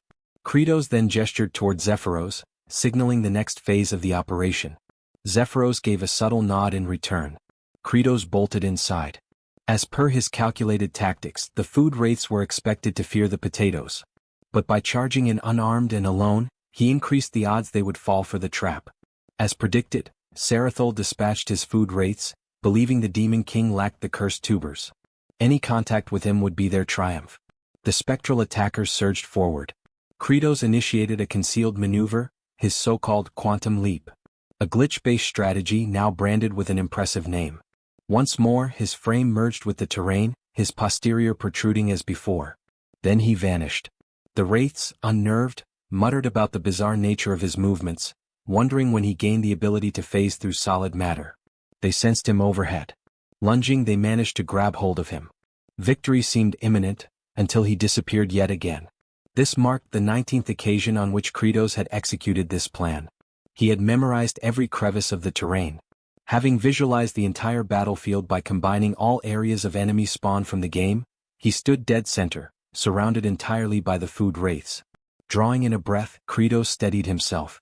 The phantoms believed he must be fatigued, even as the sovereign of demons. But Kratos declared internally that he no longer stood there as a ruler. He was a seasoned gamer. In the distance, Zephyros shouted the cue. He ordered the next step. From all directions the cultivation squad appeared, launching their weapons. Not balls but potatoes.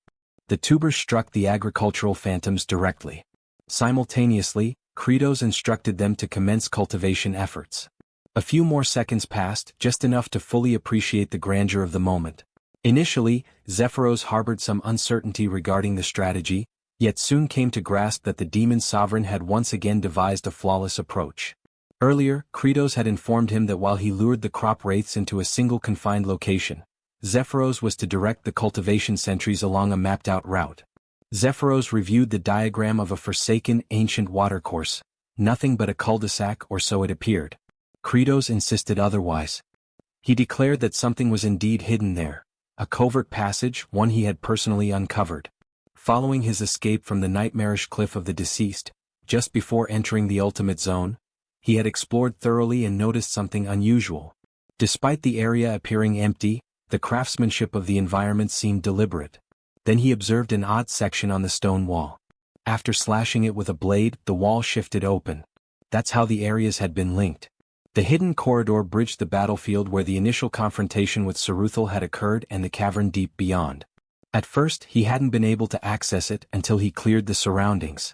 Only then could he claim the elixir of metamorphosis. If such an artifact existed in the real realm, he was advised to retrieve it. The elixir was a distillation of numerous fallen fleshly souls. It could only be ingested once, with its exact effects unknown. Back in the present, the field hands rejoiced as they gathered the sprouted spuds. The sight of it implied they were ready to sow them. Flute's father thought tenderly of her and of how they might finally enjoy full meals. But witnessing all of this, Credo's features darkened. A memory surfaced. He once starved so severely that a kindly elder woman offered him food. She had even promised a hearty supper if he could just hold out a little longer. The next thing he remembered, an ambulance was parked nearby. That thought soured his expression. With that grim recollection fresh, he declared a statement that caused the workers to cheer. Anyone who interfered with their long-awaited nourishment would be utterly annihilated. Just then someone called out to the overlord. It was Baal, announcing his readiness to assist against Saruthal. Credos, however, ordered Baal to focus on carrying the provisions. Combat belonged to the head of the chain. Meanwhile, Saruthal invoked the great spirit of glacial heart. He beseeched it to ensnare more souls with its frozen wrath and grant him a surge of reinforcements and might. Out of nowhere, Credos landed a forceful kick square into his back, sending him to the ground. Saruthal lay stunned, face against the dirt, shocked by the Demon King's sudden arrival. Credos coldly responded that it was no longer his concern. Pest extermination was now underway. As Saruthal remained crouched, Credos loomed above. The former rebuked Credos, branding him foolish to believe he could triumph single-handedly. Saruthal's form began to morph. He disclosed his genuine prowess. Despite the dramatic transformation, Credos showed no reaction. His expression was blank, almost disinterested, for he had witnessed this countless times, 19 to be exact. In past playthroughs, while chasing the ever-fleeing Saruthal across the hazardous cliffs, aged Kimchi's player frequently ran into his minions. By the end, nearly every creature inhabiting those bluffs had been eradicated. Eventually, Saruthal retreated into the chamber containing the Heart of Ice Spirit. A fearsome relic, allegedly forged from the death of an ancient drake, it unleashed a chilling energy that ensnared wandering phantoms in the land of the living. Saruthal made attempts to summon additional allies using the relic's force, but the paladin always arrived in time for the final confrontation. There, Saruthal activated his most formidable power. He conjured a whirling gale, signifying his acceptance of Credo's formidable nature. Gradually, the vortex assumed shape, an exact replication of Credos himself. Saruthal was convinced this was the key to victory. Credos knew all too well what was happening. Saruthal's signature ability allowed him to flawlessly duplicate his adversary's attributes and embody them. That was the climax of the encounter. At that moment, Saruthal possessed identical statistics to Credo's own character, which were maximized to their limits. With staggering offensive capacity and a near-untouchable evasion trait, even a single misstep meant instantaneous defeat.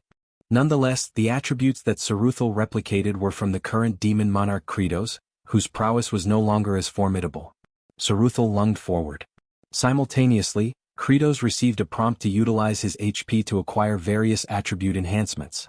He had the option to allocate 10% more to his existing stamina, which stood at 30%, as well as his psychological fortitude, bodily power, nimbleness, and arcane energy, each resting at 20%. With a reserve of 302 HP, Credos spent 50 of them to elevate his agility to 30%. Saruthal was taken aback when Credos sidestepped his strike with ease. Following that, Credos delivered a punch with all the force he could summon. Another 50 points were consumed to boost his brute force from 20% to 30%. He met Saruthal's clenched fist directly with his own. The impact prompted Saruthal to cry out in pain, bewildered as to how Credos remained unscathed. Credos retorted that cultivating land also required intellect. Enraged, Saruthal attempted to unleash the Bloody Strike technique, but Credos had already invested 50 points to amplify his magical force, raising it to 30%, and another 50 to augment his mental endurance to the same level. Both unleashed their lightning-based abilities. Saruthal was caught by surprise as his spell backfired, and he was struck by his own electrical discharge. The so-called Zeus impersonator began to liquefy, reduced to a viscous pool. His form now resembled that of gelatinous goo. At that moment, Credos was informed that he had expended his HP to elevate all of his core attributes to a uniform level of 30%. Then, a notification appeared. His development quest was now fulfilled. As a consequence, a fresh ability had become accessible. Summon Farmer's Throne, which required 100 HP to unlock. This throne, a clear homage to Game of Thrones, was armed with an array of sturdy agricultural instruments. Credos found the timing fortuitous, as he was in need of superior equipment. Even as a puddle, Saruthal still had the ability to speak. He addressed Credos, questioning whether he believed the battle had concluded. Credos responded in the negative. He was well aware that all second-phase encounters had a follow-up transformation. Saruthal's mass shifted again, now transforming into an archaic, malevolent dragon. He claimed that this was his true origin. Kratos was stunned. Witnessing it firsthand, the creature's offensive capability and reservoir of vitality were staggering. But it was expected. Saruthal served as the boss directly preceding the game's ultimate antagonist. Kratos, however, felt no dread. That was precisely when Baal and the agricultural enforcers arrived. He informed Saruthal that he had already emerged from the final stage himself. Then he issued a challenge. What could Saruthal possibly do now? Saruthal froze. Overwhelmed by the sight of reinforcements, he began to panic. He pleaded for a conversation to negotiate. But his appeal came too late.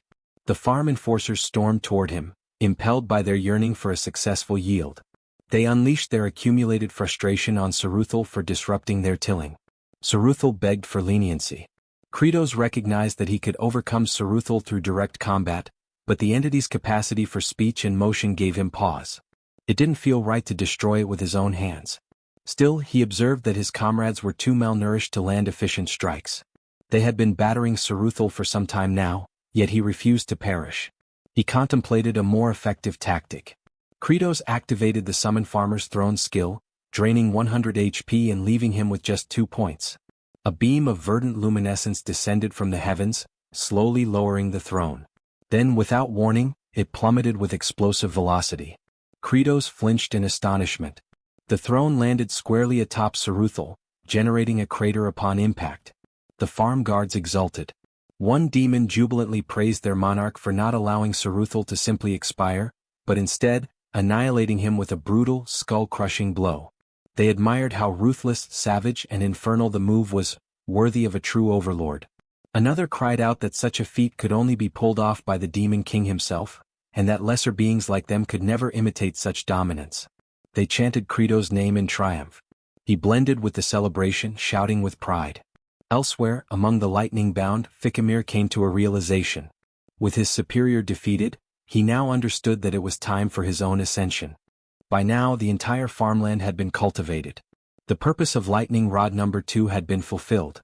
With the raid concluded, their principal objective was achieved.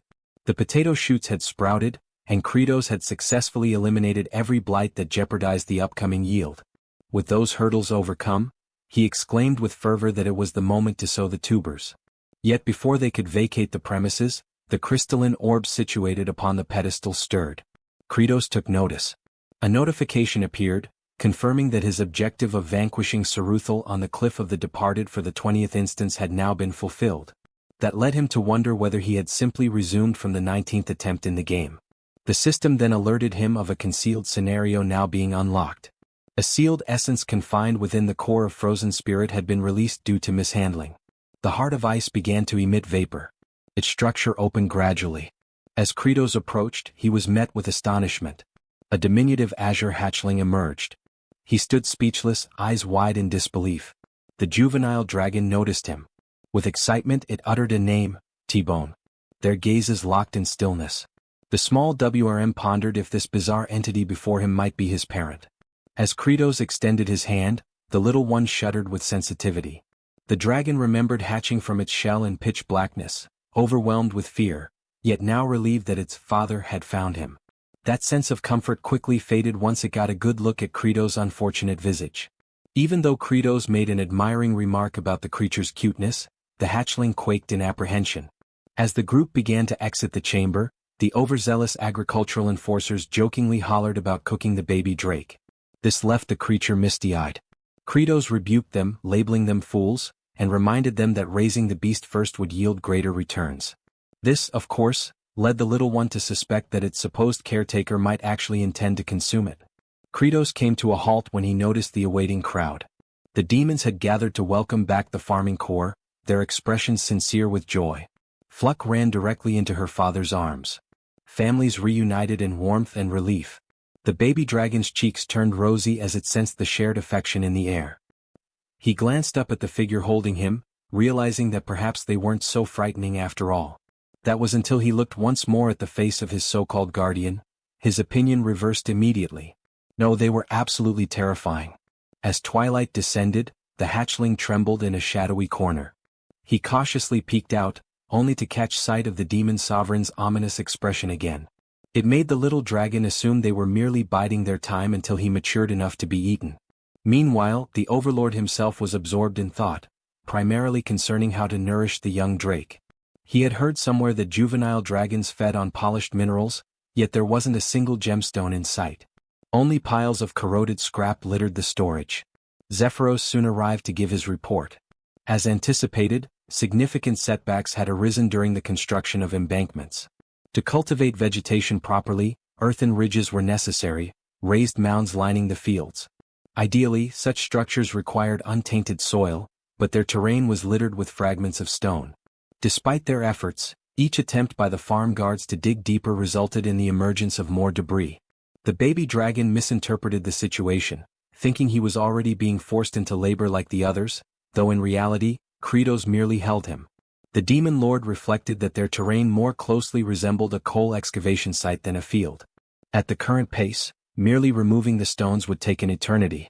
Worse yet, relying so heavily on the workforce daily would rapidly deplete the store of chunios intended for incentives.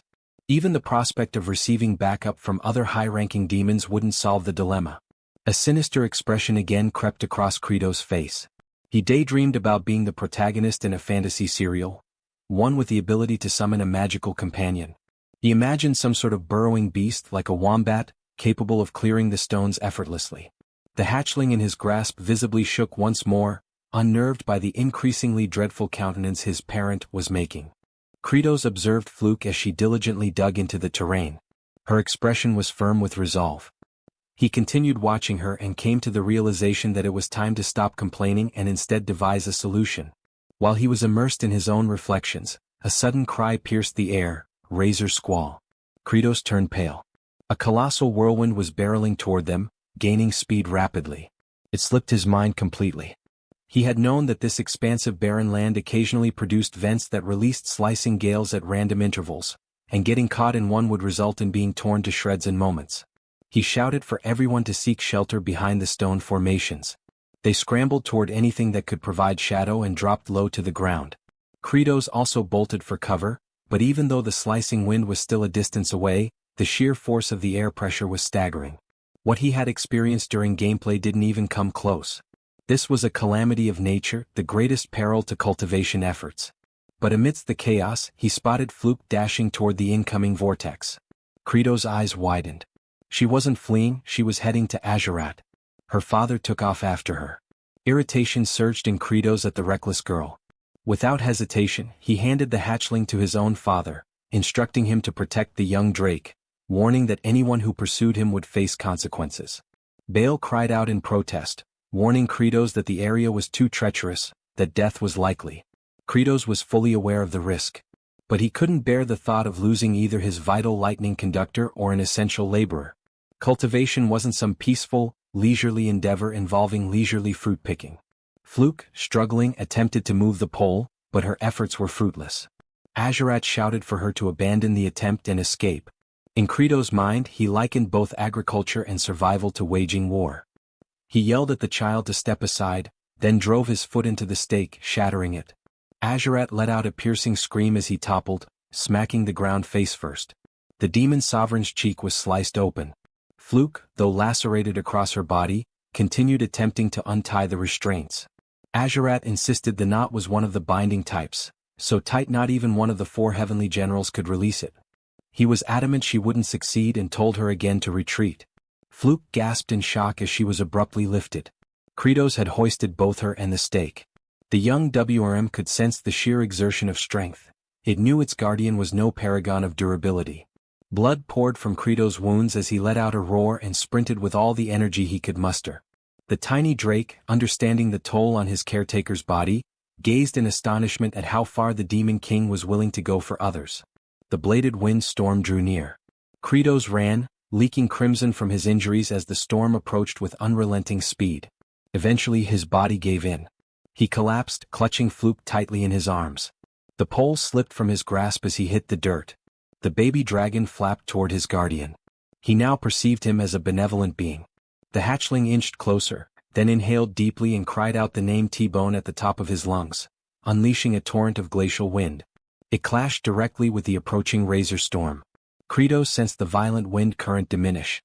He concluded the young dragon had utilized its cryogenic breath to disrupt the upward drafts fueling the vortex. Meanwhile, the tiny creature continued its effort. Despite its small frame, the dragon released a remarkably potent blast of frigid air. At that moment, Kratos resigned himself to his fate, understanding that such a feat might be overwhelming for a hatchling. The shredding wind loomed ever nearer. But then salvation arrived. 3 demons raced to their aid. Fluke's father lifted Kratos, Zephyros swept up Fluke, and Baal carried Azurat. Alongside the infant dragon, they fled from the deadly storm, exerting every ounce of speed and strength they possessed. Later on, Kratos was resting on his bed. 2 commanders approached him, both wearing sinister expressions. Hartok remarked that at last the demon overlord had drifted off, and that he would finally sever his head. Sergi concurred and mentioned that once they dealt with the remaining 2 fools, one of them would rise as the new demon monarch. They both pledged to remain partners until that moment. They pushed open the door and stepped into the chamber, immediately advancing toward the bed, ready to unleash their assaults. However, they froze midway, noticing something odd as the demon overlord had his eyes wide open with a chilling stare. They stood frozen, feeling as if they had been anticipated, yet chose to push forward since it might be their only shot. Just then, Baal and Azurat entered the chamber, questioning what the 2 thought they were attempting. The towering figure warned that the demon overlord was resting peacefully and that they shouldn't interrupt him. He also added about the expression Kratos made while dozing off, creepy enough to deserve the title of demon overlord even in slumber. With that, he stressed that if they dared disturb their master's rest, they would deeply regret it. The one wearing the monocle admitted he understood the muscle-bound brute's point, but questioned whether Azurat was in the same boat, considering siding with a demon overlord obsessed with agriculture. Azurat answered that he wasn't particularly thrilled about it, but owed his life to Kratos, and thus was merely repaying that debt. Hartok then asked if he hadn't realized yet that this entire potato farming scheme was only causing chaos, certain that beyond failing, it would drive them all into famine. So he wished to know if that didn't bother him. Without delay, Azurat responded that things were simply like that, and recalled young Flute toiling so earnestly despite her age. For that reason he stated if they wished to survive, they had to be willing to risk their lives. Even though he preferred risking it in combat as that was simply his nature. The one with the monocle firmly declared they would regret that decision, then exited the room with Sergi. At that instant, the commanders heard a noise from the chamber and saw that the demon overlord had awakened. Kratos, bewildered, called out Azurat's name, and the general questioned whether he might have overheard their entire discussion, though he quickly clarified he wasn't supporting him or anything similar. He insisted that he was merely repaying what he owed or something along those lines. Nonetheless, Kratos, with a menacing glare, demanded to know what on earth the lightning rod was doing walking around. Azurat, puzzled, had no time to react before receiving a bloody strike so intense it was visible from outside the fortress. They left the room, with Baal carrying the battered Azurat on his back. And the demon overlord stated that they couldn't waste any more time and urged to gather everyone to resume clearing the lands. The general then mentioned that in truth, the stones had already vanished and that Zephyros had taken care of it. He appeared puzzled upon hearing that, until he noticed his subordinate giving orders to the farming squads. Observing this, he moved closer and questioned the patrol about what had been done with all the stones. Zephyros gestured toward a certain direction, stating he was with a particular creature. From a distance, Kratos glanced over and asked if it was T-Bone. The young dragon carried as many stones as possible in his mouth and flew back repeatedly to fetch more. He figured he couldn't shield his father from the slicing wind since he was still too small. But he was determined to eat plenty so he could grow swiftly. While soaring, he realized his father was calling him and immediately changed course toward him. Which made Kratos thrilled to see his child even while wearing a fearsome expression. He contemplated that the slicing winds didn't occur frequently, and that if his baby dragon kept watching the sky and released the icy breath at just the right moment, they might manage to block the hurricane, but he considered there was no alternative, since avoiding this would lead to an even bigger problem. Then Zephyros mentioned that the Chunho supply was running low and asked whether they should prepare more. Kratos answered that it wasn't necessary and pondered that the first challenge of farming was natural disasters, and the second was cost, hurdles they would need to conquer. Meanwhile, inside the fortress, Sergi rested in her chamber until she removed her helmet. She, a stunning blonde, shook out her hair and remarked that the stench of manure still clung to her even after so many days without stepping into the fields. At that instant, Kratos called at her door, saying they needed to discuss something. She found it odd, since the demon overlord had never come to her room before. So she questioned what he wanted, claiming they had nothing to discuss. He stated he truly needed her assistance and asked her to please open the door. She became enraged and ordered him to leave, but he insisted, warning her that he would enter. Sergi spun around, shouting that there was no reason for them to talk, until she saw Kratos nearly naked crossing the doorway and became frantic at the sight. She then demanded to know if he was insane for entering a woman's room like that. Immediately, he dropped to a crouch, prompting her to ask what on earth he was doing. Kratos explained that without her, he was helpless. She didn't understand and blushed furiously. Kratos reflected that in order to cut costs, he was even prepared to kneel since he urgently needed her sharp blade at that moment. Sergi, still flustered, said that if he needed it so desperately, she was willing to hear him out. He quickly noticed her reaction and couldn't believe she had suddenly changed her demeanor. They proceeded to the storage area and stood before the potatoes. Kratos requested her to slice the potatoes since they needed to be halved for planting.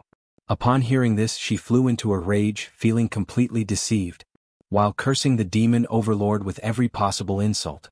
He attempted to clarify that the task was simple, and that she shouldn't cut potatoes with 3 or fewer sprouts, but if there were 4, then she could proceed.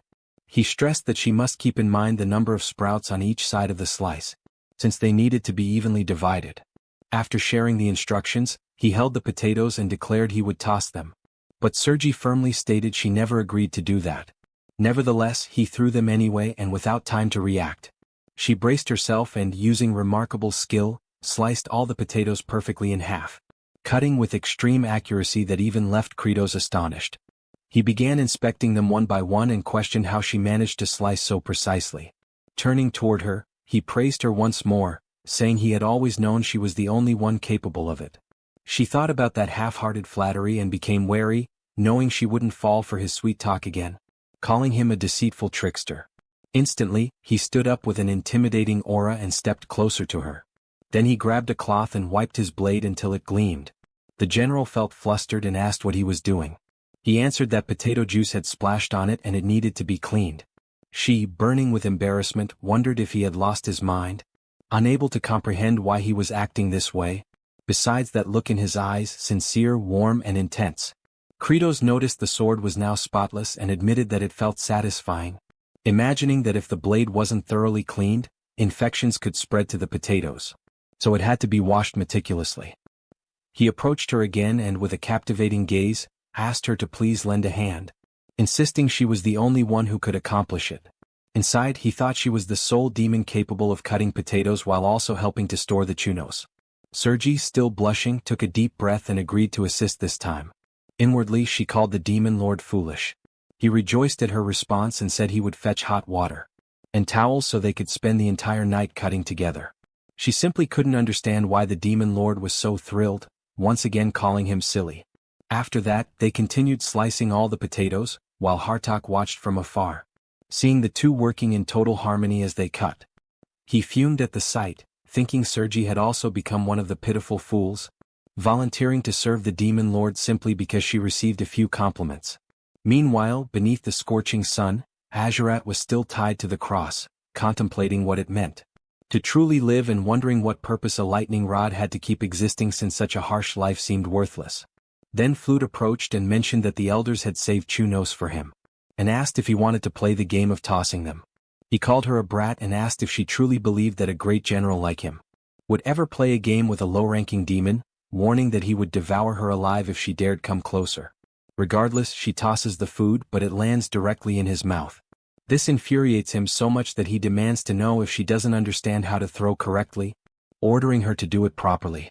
From a distance, the one with the monocle observes and concludes that Azurat has already lost his sanity, thinking he has taken so many blows that he can't think clearly anymore. Then he spins around after hearing someone yelling.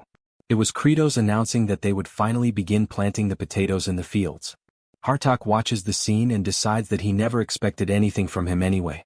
At that exact moment, the farming squad begins expressing gratitude to Sergi for slicing all the potatoes for them. She, slightly embarrassed, responds that she didn't cut them for their sake. The monocle wearer notices her reaction and questions what kind of expression that is, since it doesn't resemble the face of a great demon general. He also notices the lower-ranking demons weeping over the potato seeds, and questions whether they aren't ashamed of themselves. He concludes they are all fools and internally declares that the greatest mind among the demons will rise to take the demon lord's throne. Meanwhile, Kratos instructs them to keep planting since soon the sprouts will emerge and break through the ground. He further warns that when that happens they should start removing the extra sprouts. Bahal claims he's very skilled at cutting, but the demon lord orders him to stay quiet, and explains that each seed piece can produce 3 to 6 sprouts. Following this explanation, he poses the question of what is preferable, more or fewer sprouts. The demons answer that more would be better, but Kratos corrects them, stating that fewer is actually ideal. They appear bewildered and question why fewer is better, convinced the demon lord must be mistaken. Hartok, witnessing the conversation, becomes frustrated and calls everyone utter fools. Then he urges them to think for a moment because if there are too many sprouts, they will compete with each other for nutrients. In other words, the potato itself will end up with fewer nutrients. Kratos overhears from afar and admits his surprise, asking how Hartok knows that, and whether he has cultivated before. Hartok replies by questioning if they truly need to be taught something so fundamental, explaining that the sprouts and the potato share the same nutrients, which should be obvious. Kratos then asks how many sprouts would be ideal, and Hartok responds that 2 would be the obvious answer. But after thinking further, he concludes that practically speaking, they could assume 1 sprout is best.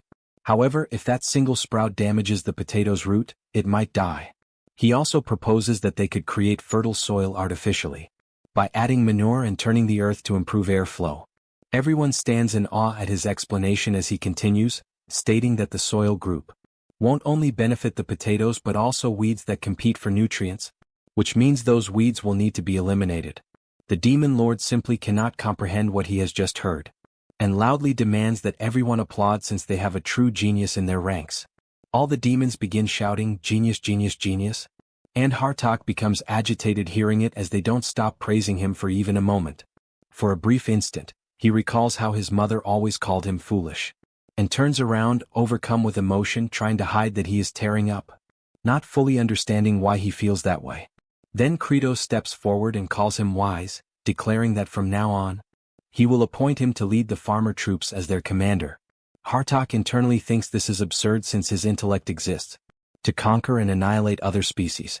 However, Kratos yells, asking what everyone is standing around for, insisting they show respect to the supreme elite of the demon kind. All at once, they begin shouting that the general is the elite among elites, and Hartok, seething inside, considers everyone beneath him, but with authority, he orders them to follow him from this moment onward, imagining he will command only briefly since those in front of him continues celebrating endlessly about the new leadership. At that point, a system notification appears stating that Kratos has won the psychological battle. He feels confused by this since he has no idea what it refers to. Another notice informs him that he recognized Bahal's neglected childhood, and transformed him into a loyal subordinate. He questions internally if he really did this unconsciously. There's also a notification mentioning that Azurat, who had never had a friend, has gained a new companion and thus lessened his violent nature. Kratos doesn't quite understand which friend it's referring to. Meanwhile, Sergi's heart softened. She was a woman who had never experienced love.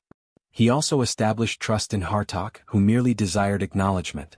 Because of these developments, he now has access to a new skill by using 200 happiness points, and the skill revealed is blood vision. He feels shocked because this ability wasn't in the game at all, and is probably original, just like the Farmer's Throne skill.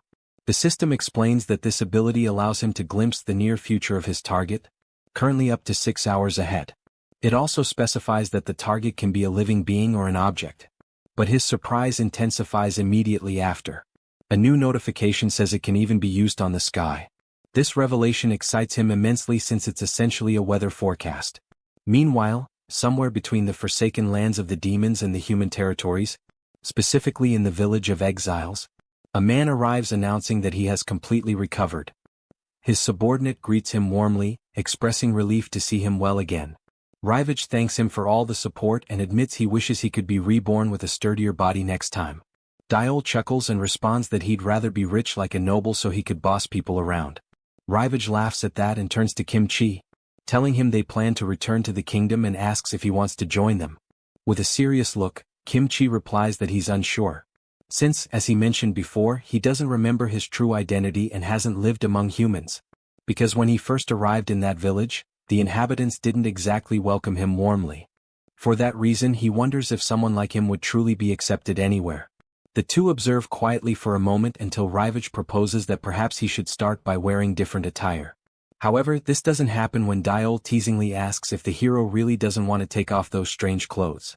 The messenger concludes that Kimchi must truly be fond of them. Yet, in his mind, the hero admits that he actually wants to change clothes. But he cannot figure out why they simply won't come off, as if they are fused to his body. Rivage thanks one of the villagers for their hospitality and remarks that living there solely because one is a descendant of an exile is extremely harsh. He adds that when he returns to the kingdom, he will inform the king about this situation. Kimchi watches this exchange and imagines that Rivage is a nobleman sent to explore the territories near the demons under royal orders. And he is indeed not an arrogant person but rather kind and worthy of respect. This reflection makes him ponder who he himself used to be and concludes that all he remembers is following orders and eliminating others repeatedly. Thinking about this causes him to lower his head, as he wonders if he is even capable of doing anything besides taking lives. Back in the demon realm, the farming squad starts to notice the sprouts emerging and cheers excitedly since they are finally appearing. The generals approach to witness it too, realizing that the plants are truly growing. Flute rushes over to Azurat to share the exciting news. He erupts in anger upon hearing it and demands to know what he's supposed to do with that information. Then, the Kratos calls for the agricultural division and announces that the next phase will be burying, asking the wise Hartok to elaborate further. Hartok explains that burying means covering the sprout stems with earth to prevent the young potatoes from being exposed to sunlight, because if that happens they will change color, lose flavor, and even become toxic, thus becoming what are called spoiled potatoes. Kratos requests applause since the explanation was so insightful, which leaves the general slightly embarrassed. He then gazes upward to examine the weather that day and reflects that he ended up spending 200 happiness points on the weather prediction ability, and his blood vision skill has already evolved, with the activation condition requiring him to stare for 200 seconds without blinking. However, he starts making an expression like a stray dog since his eyes begin burning and it becomes exhausting. The lower-ranking demons witness this and believe that the Demon King is shedding tears of joy because the sprouts have grown. After some time, the ability finally activates, revealing that for the next 6 hours, the weather is expected to stay mostly clear and dry, suggesting that it might be wise to put away the humidifier. Kratos finds this intriguing and tells T-Bone that he will be able to rest peacefully since there won't be that ridiculous windstorm. At that moment, Zephyrus approaches and mentions he has an urgent report to deliver, explaining that the subordinate of the second Star Master has returned. They then head back to the castle and soon after LaFleur introduces himself, stating he received the message about pausing agricultural activities and reports that the third Star Master, Ruster, launched an assault on them, claiming that the Demon Lord had grown weak and that he should seize his position. The Kratos becomes irritated because he thinks all demons behave the same. Zephyrus remarks that this truly poses a problem because if the third Star Master defeats the second Star Master and they ally, it will not be easy to handle them. Kratos agrees and points out that although they are low in level, their numbers are overwhelmingly large. He contemplates that he must find a solution before the second Star Master collapses, even though he cannot neglect the agricultural tasks for too long. The region attacked by the third Star Master is a deep underground abyss known as the Swamp of Decay, which, when compared to the game map, is actually 10 times larger and absurdly distant. He heads to the opposite abandoned area, which should provide bonuses in the game and is located inside the Demon Lord's castle, but it isn't functioning. This makes him ponder how to resolve this and manage the farming at the same time. He pauses to think, not fully understanding why he is so concerned, and with a wicked grin, decides that since he is the Demon King, the boss doesn't have to do everything himself. So he sticks to his plan and Sergi makes a fuss, claiming she isn't fighting because of him. Bahal proudly announces he will follow orders no matter what. The Kratos concludes that he can dispatch 2 of his 4 generals to the battlefield, and along with some powerful demons, they can make a significant impact. He knows that in the boss's domain, the shortcut system is fully connected, including one that leads directly to the Swamp of Decay. Aware of this, he orders the long-range sprayer to be launched, believing that if he and Hartok fully concentrate on the fights, everything will succeed. The Second Kingdom is engulfed in flames and Planus, the second Star Master, is kneeling on the ground and confronts the enemy, demanding how he dares challenge the Demon King and commit treason. The demon approaches and declares that this is a revolt, saying he had no other choice. This is Ruster, the third Star Master. He claims that ending that war will only bring devastation to their race. Planus becomes even more infuriated and argues that the Demon King promised to provide fertile lands, so they no longer need to battle humans for sustenance. Ruster responds that this is not the issue, and with his weapon lifted, he states that fighting with bravery is the pride of their kind. Suddenly, a weapon flies toward them and strikes the Star Master's club directly, knocking it away. He turns to see what caused it and realizes it is two of the celestial generals. Sergi wastes no time and admits to Ruster that he is correct, as their race truly was born to battle. She says they adore fighting more than anything else but wonders how things ended up like this and why they even started enjoying it in the first place, but she finally understands after observing everything that happened lately. Flute runs with a bright smile on her face. She bursts through her house door, shouting and calling her father to hurry to the fields. Once they return to the field, they are amazed to see the beautiful crops that have grown. Witnessing this brings tears to the lower demons and even Azurat, who also weeps because of it. Hartok and Zephyros watch from afar, as does Kratos, standing proudly before his grand accomplishment. The little girl runs, calling for the Demon King, and Happy says that it is truly beautiful and that she has never seen anything like it before. Kratos simply remains quiet. Back with Sergi, she charges fiercely at the demonic master and attacks with her countless swords. The opponent, distracted, fails to notice the tyrant closing in and gets grabbed. She seizes the chance and unleashes an endless barrage of strikes while her target is restrained. Ruster starts begging her to stop and insists he never mentioned finishing anyone off, claiming he was there to save lives and doesn't understand what they are doing. She reflects that this might be true, but she doesn't stop attacking, declaring that sometimes one must be eliminated to protect many others. He becomes enraged hearing this since it makes no sense to him. Meanwhile, Kratos, in front of Flute, remarks that finally they started to sprout and that there were many at once, then orders the useless flowers to be cut immediately. The demons are upset about this, and Azurat starts yelling, declaring he will never forgive the Demon King for being so heartless.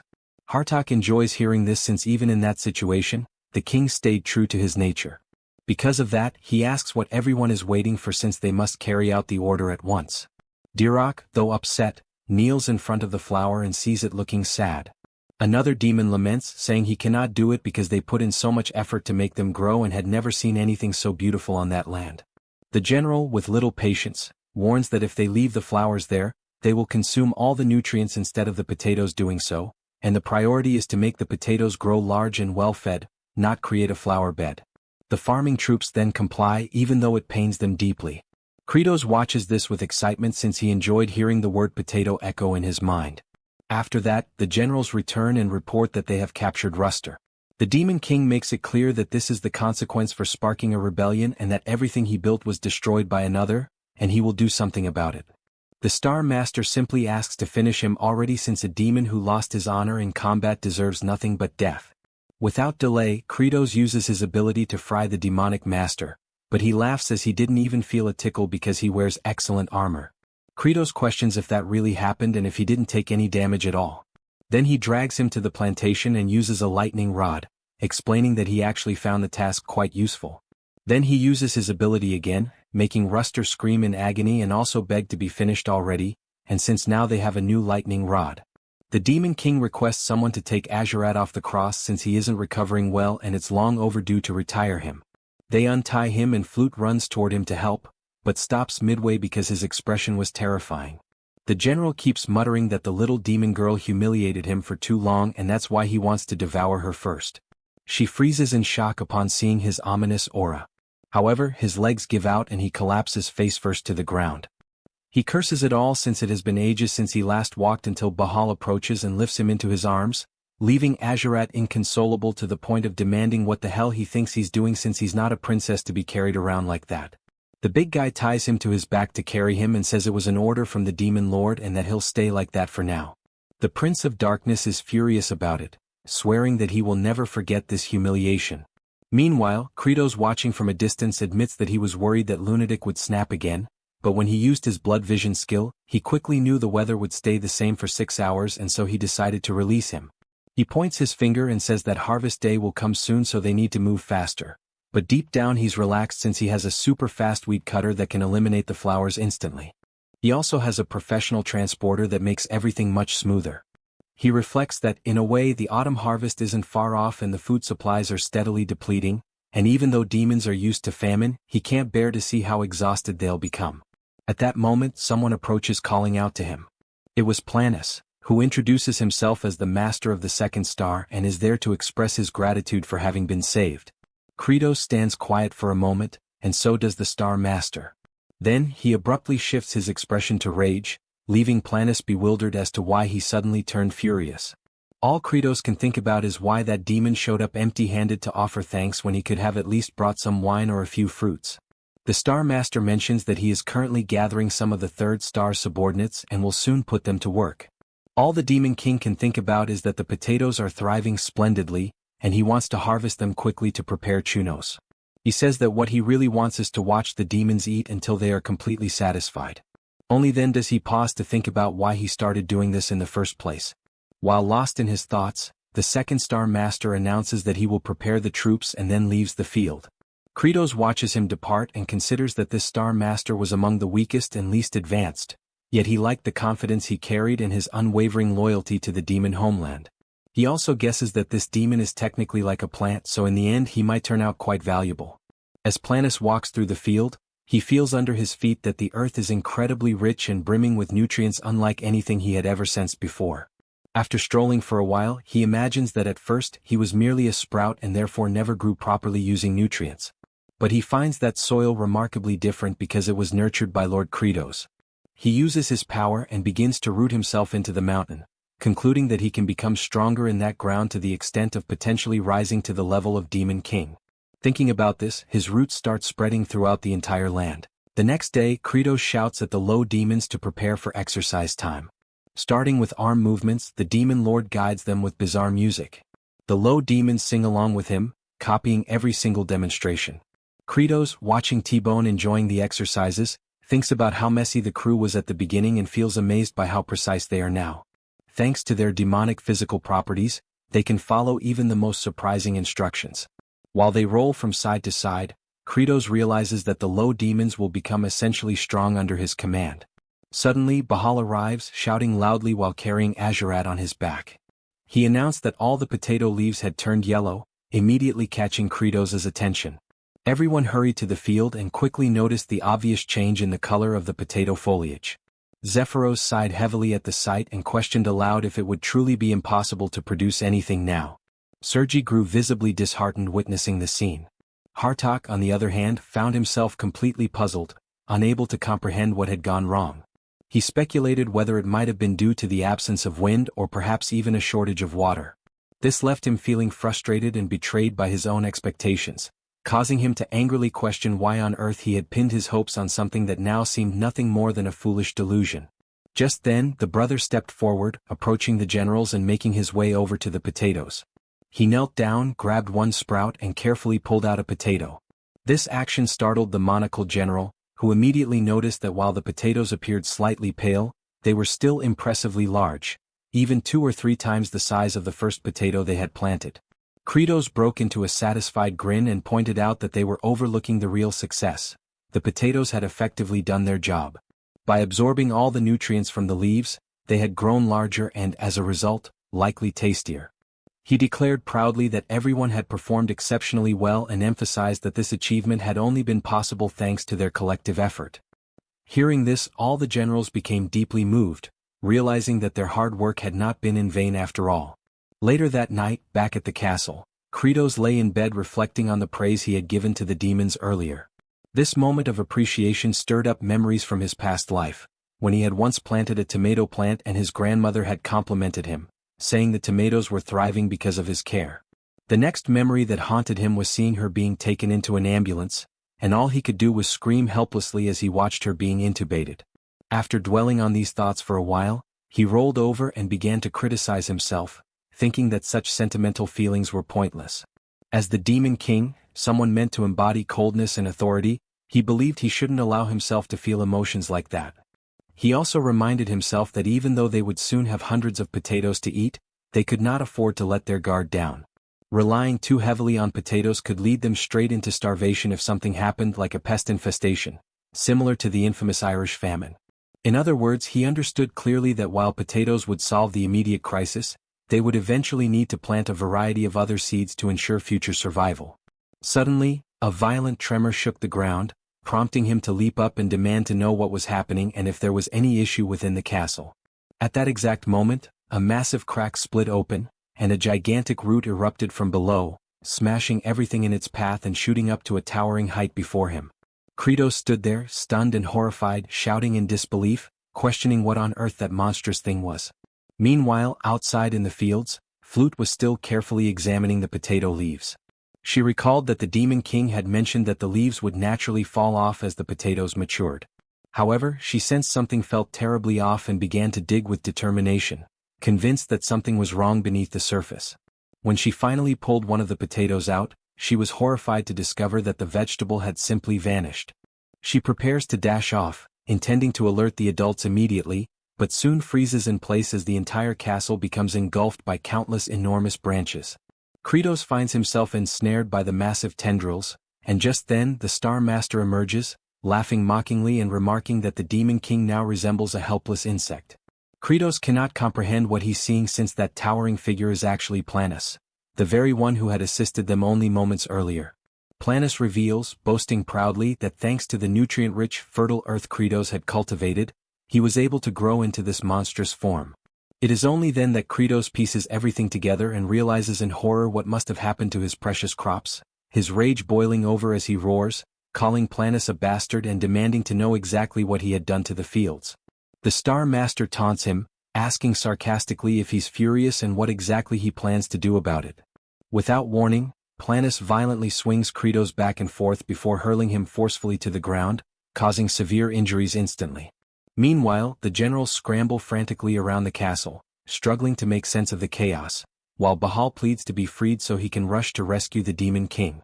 Sergi and Azurat question if he's lost his mind, pointing out that even if they attempted something, facing that star demon would be impossible. Yet, Bahal remains defiant, asserting that indeed the Demon Lord is weak, a truth he discovered when he himself was aided by Kratos, proving how fragile the king truly is.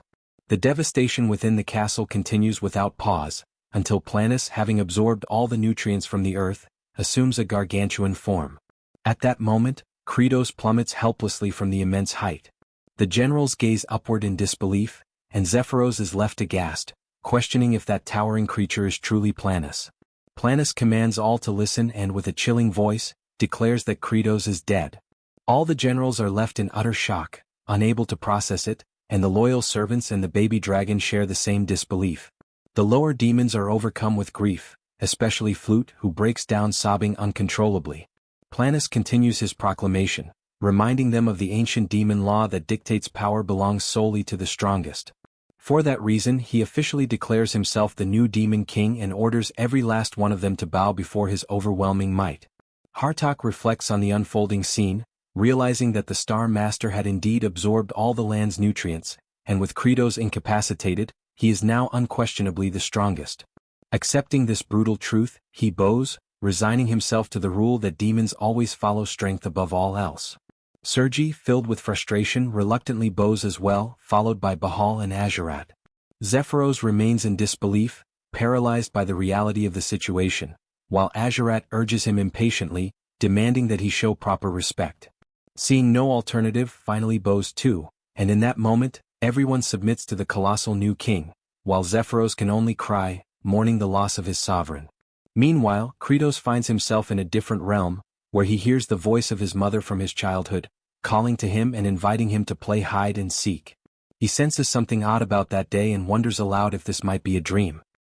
His mother instructs him to close his eyes tightly, promising to count to 10, and only after that should he begin searching for her. The young boy begins to count, and when he finally reaches 10, he calls out, asking desperately where she is, unable to locate her. In a rising panic, he starts to scream, pleading for his mother to come out, and wonders if counting to 10 again might somehow bring her back. Kratos observed that moment with his head lowered, as his childhood self could do nothing but cry out for his mother, sobbing and insisting that he had finished counting and for that reason, wanted her to appear. Suddenly, a system notification called out to Kratos, urging him to wake up. He eventually forced his eyes open, trying to comprehend what had happened and questioning whether the message had truly addressed him by name. Confused, he asked the notification where it was and if, by any chance, he had already died. The system instructed him to move, warning that if he did so, he might still survive. He wondered if he could use the glitch technique but quickly realized he couldn't, since there wasn't even enough space to shift his body. However, he noticed that at least one of his hands could still move, so he decided that even if it had to be slow, he would begin digging. Despite the agony, he kept pushing himself, determined not to give up. Meanwhile, outside, Planus called for the scribe to come forward. Zephyros approached and introduced himself formally as the recording secretary. The Star Master then commanded him to record everything accurately, declaring that this was their first grand step and announcing that they would soon begin the invasion of human territories, making it clear that they intended to dominate all humans and raise them like livestock to be consumed. Hartok lamented the situation, remarking that it seemed they had gone back to the beginning. Azurat thought it was actually good news, as at least he would get to fight and slaughter as many as he pleased. Sergi reflected that this was the life demons had always led anyway, and if it meant satisfying his hunger, then so be it. Bahal, on the other hand, didn't think about anything at all. At the same time, all the generals struggled to understand why this new situation left them feeling so uneasy. Meanwhile, Kratos kept trying to crawl out from beneath the debris but felt his breath slipping away as he struggled to breathe properly. Back outside, Planus ordered all the demons to seize their weapons, declaring that it was time to march forward. Zephyros had a thought and warned the new demon king that they couldn't go to war at that moment. Planus didn't appreciate hearing that, and his menacing look caused all the generals to tense up in fear. The secretary tried to clarify that the only food they currently had was a small supply of potatoes, which wouldn't even be enough to feed half the army. Planus dismissed the concern, saying they actually had more than enough food. Then, using his massive branches, he seized Flute, leaving her terrified. Her father began screaming desperately in horror. This immediately caught Azurat's attention. Planus displayed the frightened girl and announced that there were many weak, worthless demons there, ordering that they be used as sustenance. The girl screamed frantically, insisting that it wasn't like that anymore, and that nowadays they could survive without devouring each other. She shrieked louder and louder, reminding everyone that the king had promised them such a future. Planus watched her desperate cries and then dropped her from the towering height. Meanwhile, Kratos, still trapped under the rubble, realized that his heart was stopping. He concluded that if he died now, all the demons would starve. So, he forced his eyes open and activated the bloody strike technique on himself, electrocuting his own body. He decides he cannot allow everyone to starve again, so he resumes digging, screaming with all his might to draw out energy, and with that effort he manages to dig even if only little by little. Outside, Planus is watching as Azurat rescues the little girl, cradling her in his arms. The MC keeps struggling to climb, and whenever his heart threatens to stop, he uses his bloody impact technique to jolt himself awake, but he realizes he's far too exhausted. Then he starts to contemplate whether he still has a long way to go, or if at least he is heading in the right direction, questioning whether his efforts still hold any meaning. Thinking about this weighs him down even more. Outside, all the generals stare wide-eyed, watching Azurat holding the child. Flute is speechless after being saved, and the Star Master asks if he has completely lost his mind. The Blood Prince just keeps staring until he feels the tremor and realizes the massive demon is closing in. Panicked, he tries to cover up by claiming that the little girl is his snack since he had been eyeing her for a long time. However, Planus doesn't buy into this absurd excuse and strikes Azurat harshly with a branch, sending him flying past the generals and leaving him knocked out on the ground. Zephyros laments the scene since he's powerless to intervene. The Star Master once again demands that everyone get ready for battle. Zephyros musters courage and shouts that there's no valid reason to proceed like this. Immediately after saying that, one of the branches lunges at him, but the tyrant general moves swiftly with his axe and intercepts the strike, making Planus even more enraged. Bahal yells that the Demon King had left a mission for the secretary, questioning who will count the potatoes if he perishes. The Star Master retorts, asking if they are suggesting a rebellion. Hartok quickly denies it, saying such a thing would be unthinkable, but he stresses that they believe the former Demon King Kratos' plan to invest in farming was a much wiser directive. Sergi requests permission to speak and recalls that the previous Demon King showed them a path where no one needed to die, and because of that, she questions why they should go to war if another solution already exists. Planus loses patience at being defied and begins summoning countless roots while screaming that he is the strongest and, therefore, everyone must submit to him. However, they refuse, declaring that true strength comes from what is just, and all the generals ready themselves for combat. The lower demons also shout that the Real King is only Kratos, warning Planus that he will pay for what he did to the fields. Instantly, the roots move toward the demons, but Hartok doesn't allow it, using his mist barrier to block the attacks and protect the farming troop. Bahal places Sergi on his hand and hurls her into the air, giving her the opportunity to slice through all the incoming branches. She then looks directly at the Star Master and yells that she will start by tearing out his eye first. However, he finds this amusing and, besides blocking her attack, also captures the generals with shocking ease. Then he announces that they are all going straight to the canopy for daring to oppose the new Demon King and makes it clear that he is 1,000 times more majestic than the feeble Kratos. While attacking the entire troop, he declares that the former king was nothing but a weakling who perished without even resisting, and because of that, he questions what was so special about that fool since he saw nothing admirable in him. He gets ready to deliver the final strike on Zephyros, who is trying to protect Flute, until suddenly he hears a voice from the MC asking why he's hurting his self-esteem like that. Then Kratos appears, fist clenched, intercepting the attack aimed at his secretary. Next, he smashes the branch into dust in an instant. Planus is stunned to see him alive, unlike Flute, who immediately smiles upon seeing him. The system message appears, stating that Kratos has unlocked a new system and skill at the edge of death, and that concentrated nutrition has been activated. Zephyros and Flute stood frozen, wide-eyed, as Kratos emerged with sudden violence, his crushing blow stunning them both. His bruised and blood-stained knuckles tore deep into the terrain, a brutal signal of his relentless battle to claw his way back. His gaze radiated an intense crimson blaze, forged from the strength of his former self. To grasp this overwhelming energy, one must look back to a time when Kratos was younger, untamed and broken. A frail elder had once asked why he kept speaking as if surrender was his only path. A despondent, youthful Kratos, hunched low and consumed by despair, confessed that existence had become unbearable.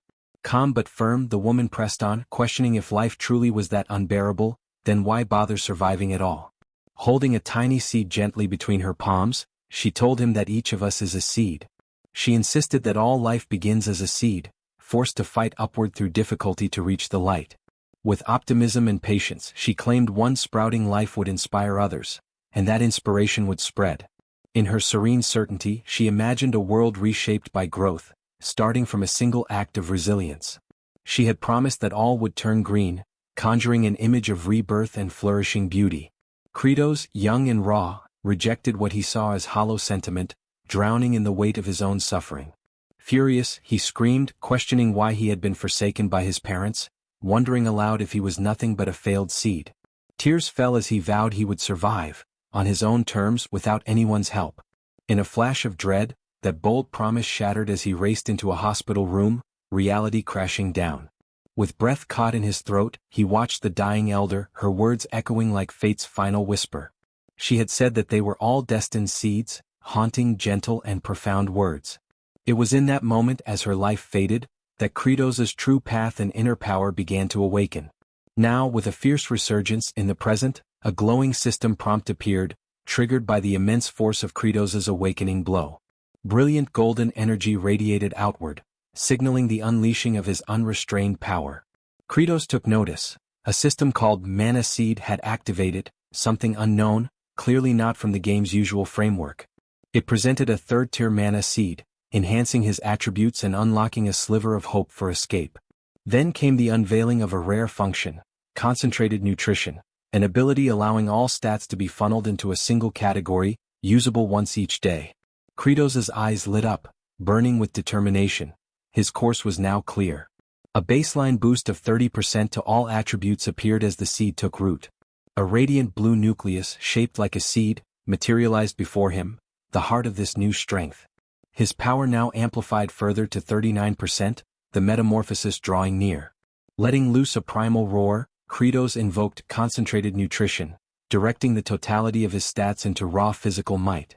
His physical prowess skyrocketed to an incredible 155%, all other stats falling to mere fragments. With explosive force, he erupted from below the surface, his body wrapped in dirt, a walking embodiment of brute strength. Planus recoiled, visibly staggered by the crushing weight behind Kratos's punch. The towering foe stumbled, disoriented by the sudden reversal of momentum. The earth itself groaned and cracked beneath Kratos's return, unable to withstand the magnitude of his reawakening. From the rubble, a golden-lit arm thrust upward, declaring the return of a forgotten legend. His flowing cape swept the air dramatically, a banner of war revived. Kratos, once demon lord now reborn, stood unyielding, staring down the immense form of Planus. Still trembling from the impact, Planus demanded answers, voice shaken, asking how Kratos had managed to survive, if it's really him standing tall. Kratos, wounded but intact, responds sarcastically by asking if seeing him isn't clear enough to know that he is in fact himself. Nearby, the demon farmers gazed on with faces lit by both relief and awe, recognizing their true sovereign at last. Kratos now stood before them, restored and resolute, the leader they had long awaited as the farmers erupted into cheers for a harvest yet to come. T-Bone, seeing his father, rushed toward Kratos without hesitation. Seeking solace, the little creature pressed affectionately against Kratos' cheek, drawn by warmth and familiarity. Hartok, though visibly relieved by Kratos' return, concealed a storm of lingering doubts beneath his expression. Sergei, clad in battered armor and stained with defeat, trembled at the thought that Planus might be insurmountable. Even Bahal, wounded yet breathing, questioned whether even a demon lord's strength could match Planus' monstrous force. Planus, however, perceived Kratos' reappearance not as a threat, but as an ideal opportunity to extinguish all resistance. Its glowing eyes radiated murderous intent as it promised the annihilation of Kratos and anyone who dared follow him. Yet Kratos, cradling the young dragon, answered the beast's declaration with a calm, unwavering grin. He would not back down. He spoke with clarity, explaining that despite Planus' sheer magnitude, its movements followed a set rhythm, like a predictable raid boss. Internally, Kratos assured himself, every one of the creature's attacks could be sidestepped. He had seen all of these patterns before. Tactical and methodical, he knew the farmer battalion, who had endured brutal training sessions under his command, were equally prepared. Their bodies had been conditioned to react, trained to dodge even monstrous blows without hesitation. As Planus thundered forward, unleashing a deafening battle cry, Kratos issued the call for formation. His troops assembled without delay. The titanic foot of the enemy came crashing down, aiming to crush them in one strike. Kratos ordered them to shift left, and the squad moved with perfect unity. The ground split violently beneath the place they just stood, but their synchronized movement spared them. He called for them to veer right, and again they executed the maneuver like clockwork. He barked for them to hit the ground as a sweeping limb cut through the air just overhead. Kratos' voice rang out, commanding them to roll and not stop moving as the team ducked and spun through the chaos. He commanded them to fall back, leading a coordinated retreat as Planus' pounding blows tore craters into the battlefield. Explosive and relentless, Planus' might was staggering, but Kratos' core adapted with every strike. He shouted again for them to leap, as an enormous limb shattered the terrain where they'd been moments earlier. The beast howled in exasperation, unable to grasp why none of its punishing blows landed. Kratos' grin widened. He had seen it clearly, Planus' patterns left it exposed during the recovery after each assault. He directed them to rotate formation, preparing his unit to capitalize on that fleeting moment of vulnerability. Together, Kratos and his steadfast farmer legion turned as one, primed for the next phase. He raised a hand and pointed, marking the moment to act with pinpoint precision. Fuming, Planus trembled with suppressed fury, its rage mounting as futility dawned on it. A deep red glow enveloped the beast, and with a deafening cry, it descended into full frenzy. Its enormous form writhed and convulsed, overcome by a wave of destructive mania. Unstable and savage, the creature pounded the earth in a blind fit, toppling all within reach. Kratos muttered with a knowing smile that this was it. Planus had entered its berserker phase just as expected. He bellowed for T-Bone to go, releasing the little dragon into battle. Brave and bubbling with resolve, the tiny dragon inhaled deeply, puffing up its chest with purpose. Focused and icy, it released a torrent of freezing breath, a concentrated blast of frigid air. The frost-laced attack struck Planus directly, clinging to its thick hide and beginning to immobilize its form. Caught off guard, Planus recoiled, its body twitching as the unnatural cold seeped through its enormous limbs. Kratos observed thoughtfully, even with his reinforced strength, brute force alone wouldn't be enough to break through such a massive frame. Yet the creature was still a plant. That simple fact anchored Kratos' calculated approach. The thought sparked a glint in his eyes as his mind unfolded its ruthless scientific logic. Bitter cold, merciless and methodical, would expand Planis's internal structure. The extreme temperature would rupture the beast's fibrous body from the inside out. A smirk crept across Kratos's face. He knew the moment of execution was drawing near. T-Bone swiftly retreated just as the massive entity began to groan under the freezing pressure. A sharp, echoing fracture resounded across the battlefield, the sound of Planis's colossal figure starting to splinter. Its eye widened with dreadful realization, now grasping the brutal ingenuity behind Kratos's plan. The once rampaging beast, burdened by its own towering weight and brittle form, had become its own undoing. Kratos's smile grew colder, savoring the impending ruin. Planis howled in panic, asking what was happening as its insides shredded themselves apart. Surrounded by crumbling chaos, Kratos stood motionless, collected, victorious, as T-Bone fluttered back to him. The little dragon nuzzled against his arm, weary yet triumphant. Kratos gently praised him, acknowledging the effort. Cradling his companion, Kratos stepped forward, preparing to deliver the concluding blow. He crouched low, muscles coiling with power as he readied his final offensive. He growled that this would end now, hurling himself forward with blistering velocity toward the faltering titan. As he closed in, Kratos exposed another botanical vulnerability, one that plagued all tree-like foes. A hollowed, dark knot, the heart of weakness, yawned open across Planis's bark-like chest. That cavity, the very flaw in its otherwise impenetrable surface, marked the end. Summoning the full might of his enhanced power, Kratos reared back his fist. With a primal cry, he drove it into the knot, striking with terrifying force. The impact unleashed a chain reaction. The titanic frame of Planis convulsed and shattered. It broke, splintered, and groaned as its structure buckled from within. Each fragment of its wooden flesh fell like shards of a collapsing tower. Finally, a guttural moan escaped the beast's core, and Planis's massive frame began to cave in, signaling its annihilation. As its form disintegrated further, its essence evaporated into the air, dissolving, scattering. A violent explosion ripped through the landscape as the core burst apart, dispersing corrupted energy in all directions. Onlookers, Kratos's allies, gazed from below in stunned reverence. Their demon lord had triumphed. The final wail of Planis echoed briefly before silence took its place. The great tree's reign ended, or so it seemed. Yet amidst the settling dust and shards, a haunting remnant remained. A piece of its frigid form, suspended in crystalline stillness, pulsed with eerie green light. It refused to dissolve. Refused to fade. Perplexed, Kratos narrowed his gaze, unsure if the monster had truly perished. He watched as the distorted visage of Planis receded, only to sink unsettlingly into the soil. Its root-like appendages slowly disappeared beneath the surface, its presence lingering like a toxin. This wasn't how boss-level enemies were supposed to die. Suddenly, a chilling certainty gripped him. From the tainted ground below, Planis began to reform. Its essence twisted upward, reshaping into something darker, more fearsome. Kratos tried to move, but it was too late. Tangled tendrils of living bark ensnared him. He was bound, immobile. Towering above him stood a newly reborn monstrosity, a twisted, humanoid tree abomination.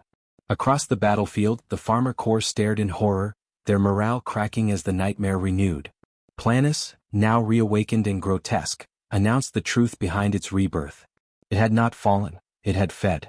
Consuming the battlefield's nutrients, it had returned stronger. A cursed seed, that's what it called itself.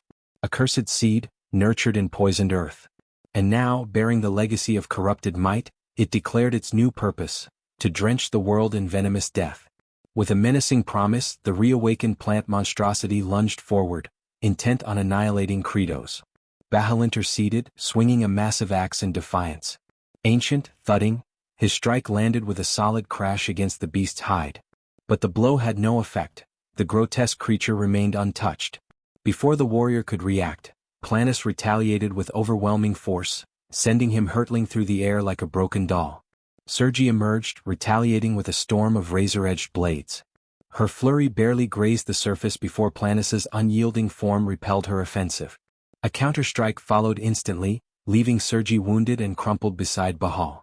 Witnessing his allies falter, Hartok surged forth, releasing a tremendous retaliatory strike. The blow connected, forcing the towering plant to stagger, pained and furious. Eyes burning with resolve, Azurat drew forth a lethal dagger, prepared for a precise, vital blow. His blade pierced Planis, acting with grim determination. Crying out for bountiful harvest, he prepared to finish the battle with a decisive slash. Though comrades had fallen in the clash, he understood the true menace still loomed. He was the last one facing the abomination alone. Besieged, surrounded by silence, with every companion subdued, he prepared himself for the climactic confrontation. And then, with a swift and stunning motion, Hajarat severed the creature's head. Crumbling, eerie, the lifeless head tumbled as an ominous green glow radiated from the decapitated body. The colossus began to break apart, its hulking frame dissolving in slow, glowing disintegration. Sparkling motes scattered as the beast was reduced to dust. At last, every trace of Planus, even its twisted origin, had been obliterated, cleansed completely from the world. A peaceful, radiant shimmer lingered over the battlefield, casting ethereal light upon the victors. The farmer corps and surviving warriors stood still, bathing in the fading glow, their trials ended. Freed from the plant's corruption, the former demon lord spat curses upon Planus's demise. Hartok and comrades, though wounded and wearied, began to recover as the echoes of battle died. Meanwhile, Zephyros pledged to amend the betrayals that had transpired and claimed the victory of the demon lord's army. Hartok proudly proclaimed the triumph of the demon lord's ranks. Kratos watched the cheers, but concern took him. The cheers drowned the moment. The farmer corps roared with joy, hailing the victory and their fearless leader. Kratos stood at the center, basking in the adoration of his steadfast legion. Kratos screamed loud for them to stop, desperation climbing in his tone. His crimson gaze flickered, filled with unwavering intensity. Before him stretched a field of ruin, lifeless bodies, scorched remnants and shattered earth. He stared in silence, absorbing the devastation, the quiet cost of their conquest. Even a single fallen leaf bore witness to the catastrophe. He dropped to his knees, the weight of their loss crashing down. Their crops, their people, they would face famine again. Could he demand more suffering from them? No. He couldn't let that cycle repeat. His closest allies gathered around him, their silent presence echoing his sorrow. Then, sudden and radiant, a glowing sphere emerged above him. Mysterious and pulsing, it hovered precisely over a solitary, lifeless leaf. Slowly the orb descended, merging with the brittle husk. Hopeful, unexpected, a miracle revealed itself. And then the dead leaf shimmered. It pulsed once, vivid, alive, renewed by unseen power. Zephyros observed Kratos, whose drooped posture betrayed a storm of frustration, and an unexpected wave of empathy stirred within him, not only for the present moment but for a memory rooted deep in his past. That recollection carried him to a dank prison cell where frightened demons cowered in silence. Among them, one muttered cynically about the new demon lord, dismissing any significance it might bring. To him their fate as livestock was unchangeable, mere fodder under any rule. Then came the sound of rusted hinges creaking open. A green-skinned demon stepped inside. Panic surged through the cell like wildfire. Most recoiled into corners, trembling. All except one. Young Zephyros remained seated, his expression void of emotion. The green intruder, puzzled by this apathy, approached. Without hesitation, it seized him by the collar like one might handle poultry. Still, the boy's demeanor remained unchanged. Just as the creature drew its blade, an explosion of motion ended its advance. Kratos had arrived, silent, lethal and filled with fury. In an instant the green demon's skull was pulverized, collapsing like overripe fruit under pressure. In the aftermath, Kratos questioned the boy's lack of fear. Zephyros responded with startling calmness. He confessed that fear had long left him, and perhaps death would be more merciful than an existence spent in dread. Their struggles felt meaningless, just cattle awaiting slaughter. There was no use in delaying the inevitable. That blunt honesty struck a chord within Kratos. With a rare smirk, he recognized something familiar in the boy's bleak clarity and extended an invitation. From that moment, Zephyros became the demon record keeper. That day Kratos made a vow to break the cycle of internal predation that plagued their kind. In the present, Zephyros now witnessed a once revered demon lord, one not defeated by force but by the weight of remorse. Rather than speak, he simply moved. Without a word, he grabbed a hoe and began tilling the earth. This subtle defiance caught Hartox's attention. He understood. Orders rang out. The field transformed into action. No war cries, no blades, just hands and tools. The demons, hardened from countless battles, responded to a different call now, one of soil, sweat, and solidarity. Their chants became rhythmic, echoing their new resolve. They sang of plowing through hardship, of oxen moving slow but steady, and of calloused hands pushing through resistance. Kratos, watching in silence, slowly grasped their intent. They had not been broken, they were ready. His eyes sparked with realization. Assignments were given with purpose. One unit would seek out every viable potato. Others prepared tools, sliced seed potatoes, aligned rows, raised soil beds. Zephyros would ensure the blades remained spotless. Hartox would take command of the front effort. Agerat was sent to gather all equipment. Kratos, filled with renewed conviction, raised a clenched fist. Their unified response echoed, a declaration of purpose, of harvest. Among them, Baal charged like a beast of burden, rope clenched between teeth, dragging a plow with raw, unfiltered strength. The image struck Kratos deeply. In that instant, the act of farming revealed itself not as mere cultivation, but war. Against drought, against blight, against failure. Elsewhere, Flute discovered a tiny sprout. Her expression radiated wonder, as if she had unearthed a priceless gem. Declaring it valuable, she lunged for it. But it wouldn't budge. Still tied to a post like a scarecrow, Raster mumbled suggestions half-heartedly. Just when she nearly gave up, another hand joined hers, Agerat's. Together they heaved. From the stubborn soil emerged an enormous root cluster, a potato so massive it could rival a final boss. In a cruel twist of irony, it landed squarely on Raster's face. Flute beamed with accomplishment, and Kratos turned at the commotion.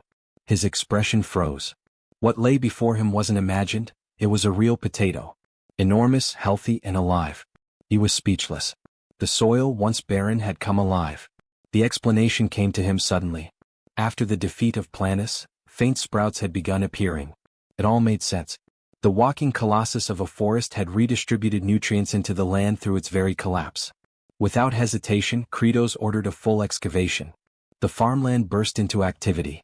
Reports of colossal tubers echoed from all sides. A farmer lifted one that nearly needed transport clearance. It was undeniable. The soil was overflowing with bounty. Cries of discovery rang out. T-Bone, ever relaxed, lounged atop a potato the size of a cart, licking it like a sun-warmed treat.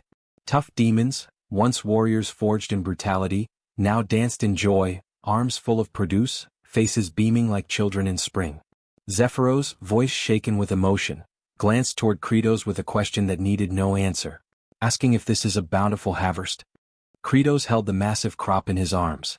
His gaze softened. The weight was real. His voice, usually stern, carried warmth. Tears welled up, not of sorrow but relief. Around him, laughter broke out, unrestrained and pure. And so it was.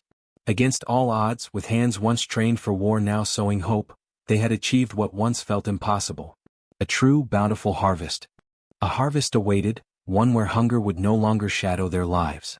Within the newly established demon stronghold, Kratos, bearing the title of Demon King, examined a cluttered assortment of makeshift reports pinned to a worn-out board. His gaze was sharp, expression solemn, as he reviewed the current status of the Forsaken regions. The first territory, labeled with a solitary star, Sartl. Its ruling lord had made the mistake of rebelling, an error swiftly met with destruction. Adding to the fortune, once the heart of Frost ceased to pulse, his followers had disappeared like unpaid apprentices on the eve of a festival. The area now lay deserted, an open canvas for any ambitious settler armed with determination and a shovel. Next came the two-star zone, Planus's former domain. The death of its master left his scattered forces in complete disarray. Unsure of their moral compass, they wandered aimlessly, like forgotten side characters abandoned mid-quest. Then there was the third-star domain, Raster. An individual whose most notable legacy involved acting as a literal lightning rod.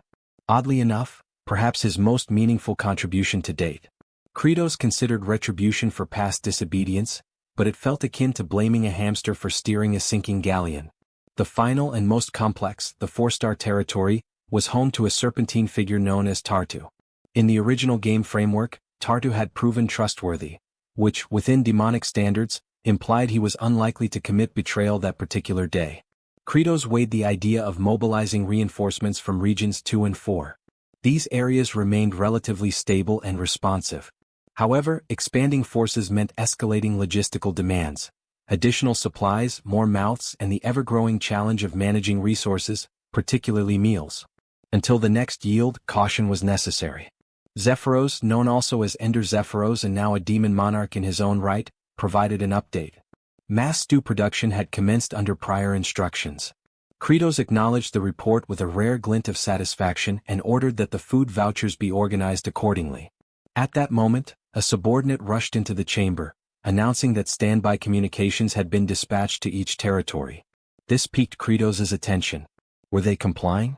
A brief hesitation followed. The 4-star district, it appeared, was not responding. Tension flickered in Kratos' expression. Why the disobedience? The messenger, wide-eyed and clearly bewildered, offered no reason.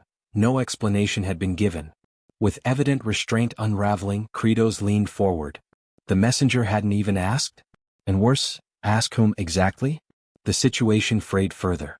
Kratos, now stretching his wings with irritation like a worn warrior returning reluctantly to the battlefield, struggled to comprehend how basic inquiries had gone unmade. His thoughts spiraled. This was equivalent to dealing with bureaucratic buffoonery, where forms were submitted in crayon and logic abandoned ship. Zephyros, ever the harsh observer and unsparing commentator, noted how Kratos, despite his current air of benevolence, remained wholly and unmistakably a demon king. A visage so hideous that even time itself would struggle to produce anything more grotesque.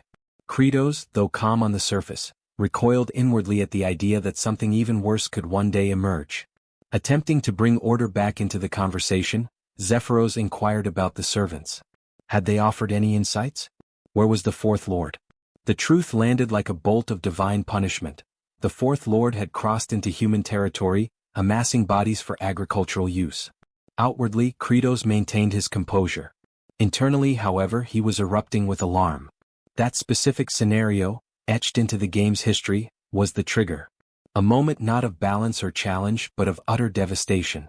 The ancient paladin, a harbinger of annihilation, would be awakened not by intention, but by invasion.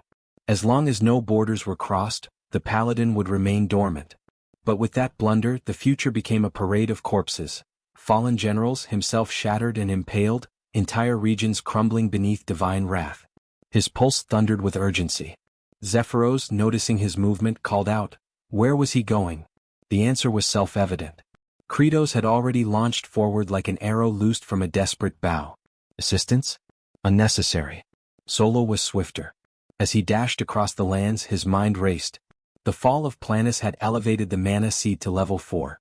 Attributes had shifted, agility now at an explosive 160%, while other stats such as stamina, mental resilience, strength, and arcane potency remained at modest 10s.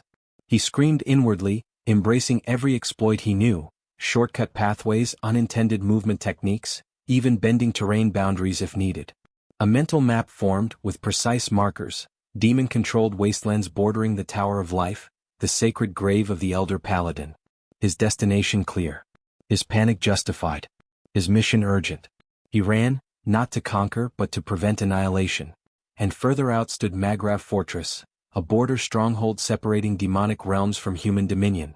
Perched atop the fortress walls, one sentinel narrowed his eyes and raised a hand to signal. Recognition flickered as a familiar figure approached.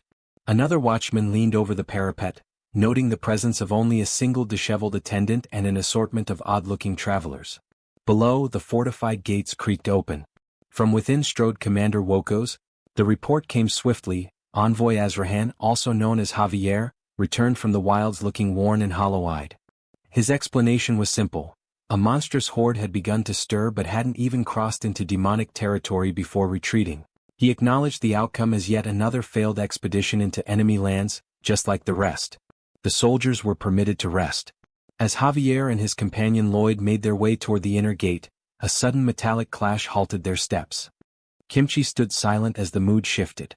Wokos's gaze turned glacial, reminding all present of the rule: only those who had once left could return. Javier's pulse quickened. He attempted to defend the old man's presence, claiming the aged one had rescued him in the lawless zone and posed no danger. Yet Wokos remained unmoved. Before tensions rose further, Lloyd stepped forward, donning his most charming merchant facade, and pulled a glittering bribe from beneath his coat. The gesture backfired catastrophically. With a punishing blow, Wokos struck Lloyd so violently that his future lineage might have felt it across generations. The commander's fury ignited, and his accusation struck deeper than the slap itself. What followed escalated swiftly. The blade that had stopped them now hovered dangerously close to the old man's throat. A demand was issued: the cloak must come off, and if there were even a hint of treachery, death would follow. Javier inwardly panicked. He knew that whatever lay beneath the fabric would bring disaster. H turned his gaze slowly toward Lloyd. The moment stretched, and then something erupted. A pressure flooded the air. Killing intent, thick enough to cut through steel, surged from the cloaked figure. The world seemed to pause. Even Woko's faltered in that instant. A horn sounded. Sirens wailed from every tower. A sentry screamed from above. The enemy was here. Beyond the gates, a nightmare force advanced. Giants of flesh and scale, row upon row of demons, forming a living wave of horror that darkened the land. Orders barked through the wind. Lines of defense scrambled into motion. Among the chaos, the supposed servant stood unmoving. Within his mind, something stirred, a familiar sensation like a buried prompt from an old game. Detection of hostile units, directive to eliminate. Outside the fortress, chaos reigned. Huge logs slammed into the gate with thunderous impact. Archers fired volley after volley from the walls, arrows slicing through the sky. But the enemy struck back with crude ingenuity, stones tied to ropes, flung like siege hammers, smashing barriers and skulls alike. It was less a battle and more a construction site gone mad. The main gate creaked under relentless pressure, wood splintering with each ram's hit. Inside, civilians cowered in corners, eyes wide, breath shallow. The aged instincts screamed to act, centuries of battle reflexes flaring. Past incarnations, all ending in blood, all forced into violence. His hands twitched, yearning for a weapon. If not for Javier's restraining grip, those hands would already be tearing through the enemy. But this time was different. The old warrior scanned the room, families, the elderly, even children, paralyzed with fear. Perhaps now was not the time to flee but to fight. Then the moment broke. A wooden groan echoed louder than before, and the gate collapsed inward with a final, devastating crash. The flood began. Demons surged through the opening, claws, teeth, war cries. At the head marched a serpentine monstrosity, Tartu, weapon raised, issuing his command to raise the defenders and turn their corpses into fertilizer. Commander Woko's shout split the chaos. He called for the destruction of the rear bridge. A soldier hesitated, stunned. The commander's eyes burned with desperation. Death was inevitable, but the homeland had to be protected. No demon could be allowed to cross. The order flew, and in moments, the rear bridge detonated into a storm of debris and smoke. Any escape was now severed. Javier's complexion turned ashen, lips dry. He could hear the explosion ringing in his skull. The bridge was gone. Lloyd beside him turned a shade paler, nausea clinging to his features like sweat. The grim truth settled: there would be no escape. Among the defenders, one cried out in despair over dreams unfulfilled. Without warning, a cataclysmic blast ruptured the air. A segment of the outer wall shattered next, sending stone and dust cascading into the chaos. Tension turned instantly into bedlam. Shrieks filled the air, bodies scattered in all directions, many stumbling in blind panic. Amid the frenzy, a colossal demon surged from the ranks, its massive hand descending into the sea of people to snatch a young girl. Her shrill cry pierced the air, matched by the agonized scream of her mother. Instinct seized Javier. He sprinted forward, but was immediately halted by a firm grip from Lloyd. Meanwhile, the kimchi remained still, entirely composed. A moment later, the demon's torso simply vanished, erased in an instant as if sliced from existence. The child plummeted from the severed grasp, but Javier broke free, diving through the smoke to catch her midair. He cradled her during the roll, absorbing the impact. Even Lloyd stood stunned, struggling to comprehend what had just unfolded. Above, Kimchi descended, his cloak catching the wind in a silent display. His gaze swept the battlefield until it locked onto Tartu. With no sound but the whisper of fabric, Kimchi landed directly in front of him. There were no theatrics, no glowing runes or swelling music, only a solid thud as his boots met the ground. Tartu's eyes narrowed, puzzled by the Kimchi's attire. The outlandish clothing seemed out of place, almost comical. Kimchi remained unshaken, projecting calm authority as he attempted to de-escalate. Tartu, amused and defiant, dismissed the Kimchi's authority entirely, questioning what he could possibly do in such garb. What followed was silence so tense it pulled the air taut. Kimchi didn't so much as blink before delivering a threat with the cold finality of a closing tomb. The atmosphere shifted like a storm front arriving, weighty, electric. Tartu let out a low snarl, lifted his weapon and lunged. Kimchi didn't budge. His head tilted slightly as though listening to an inner voice. Deep in thought, he questioned whether this confrontation was inevitable. Resolution settled into his bones. There would be no more hesitation. In that instant, his eyes flared with chilling focus. Before Kimchi could react, Kratos delivered a powerful hit, creating a dramatic entry. The decision was made, he would become the blade against his own kind. His foot struck with sudden ferocity, colliding with Tartu's neck. The demon's weapon spiraled away, landing far beyond the skirmish. Kimchi stood impassive, unreadable, as Tartu skidded across the earth like discarded rubble. Not far away, Kratos, the current demon king, watched in mounting panic. Sweat poured down his temples, his thoughts unraveling. This unexpected appearance of his other self had sent his mind into chaos. Breathless and overwhelmed, he felt as though he'd sprinted headlong into a nightmare. His gaze locked onto Kimchi, internal dread rising. Why had this version chosen now, of all times, to appear? Tartu, dazed and battered, turned his gaze toward Kratos. A flicker of recognition passed through his eyes. He attempted to speak. Kratos answered not with words but with a savage stomp to the face. Rage poured from him as he delivered blow after blow, his fury a physical storm. It wasn't just violence, it was punishment, frustration, desperation. Questions spilled out in angry bursts. Why the insubordination? Why wage war against humanity? Tartu weakly attempted to justify himself, claiming rank, but another crushing strike silenced him. Kratos barely paused, turning only briefly to glance at Kimchi before unleashing another round of furious kicks. Each strike carried not just power but disbelief. They had worked for peace. They had built something stable, quiet lives in hidden fields, trying to exist like harmless vermin beneath notice. That was the agreement. No bloodshed. Just survival. And now, because of one reckless act, everything teetered on collapse. Beneath the rage, what truly gripped Kratos was fear. He silently pleaded for leniency. Just this once, just this one mistake, he hoped would not bring ruin. Let the demons live. Then Kimchi finally spoke, breaking the silence with a revelation that froze Kratos in place. Recognition had struck. Kimchi had seen through everything. He knew exactly who stood before him. Kratos's foot halted mid-kick. His entire form stiffened, breath catching in his throat. Knees trembling, sweat running cold, his thoughts spiraled. His identity had been exposed. The worst-case scenario had just arrived. It was at this moment he knew. He fucked up. The reptilian at the front of the warriors stopped, clearly confused, having just heard something far too strange to ignore. He looked back to where aged Kimchi and Kratos were, with the reptilian king lying on the ground. But the distance made it impossible to understand the conversation. Suddenly, Kratos seemed to have made a life-or-death decision. His body leaned forward as if about to attack with full fury.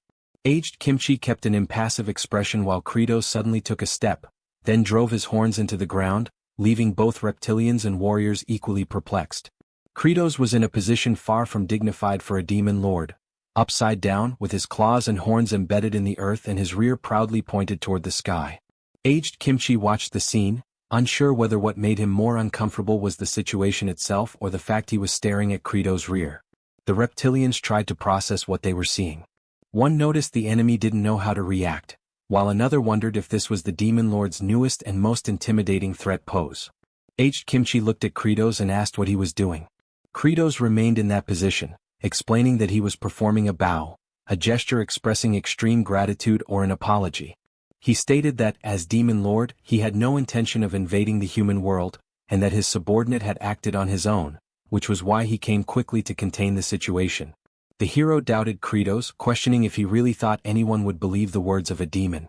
Kratos began driving his horns into the ground repeatedly, asking to be believed and promising to apologize dozens, even hundreds of times, until his horns were completely worn down.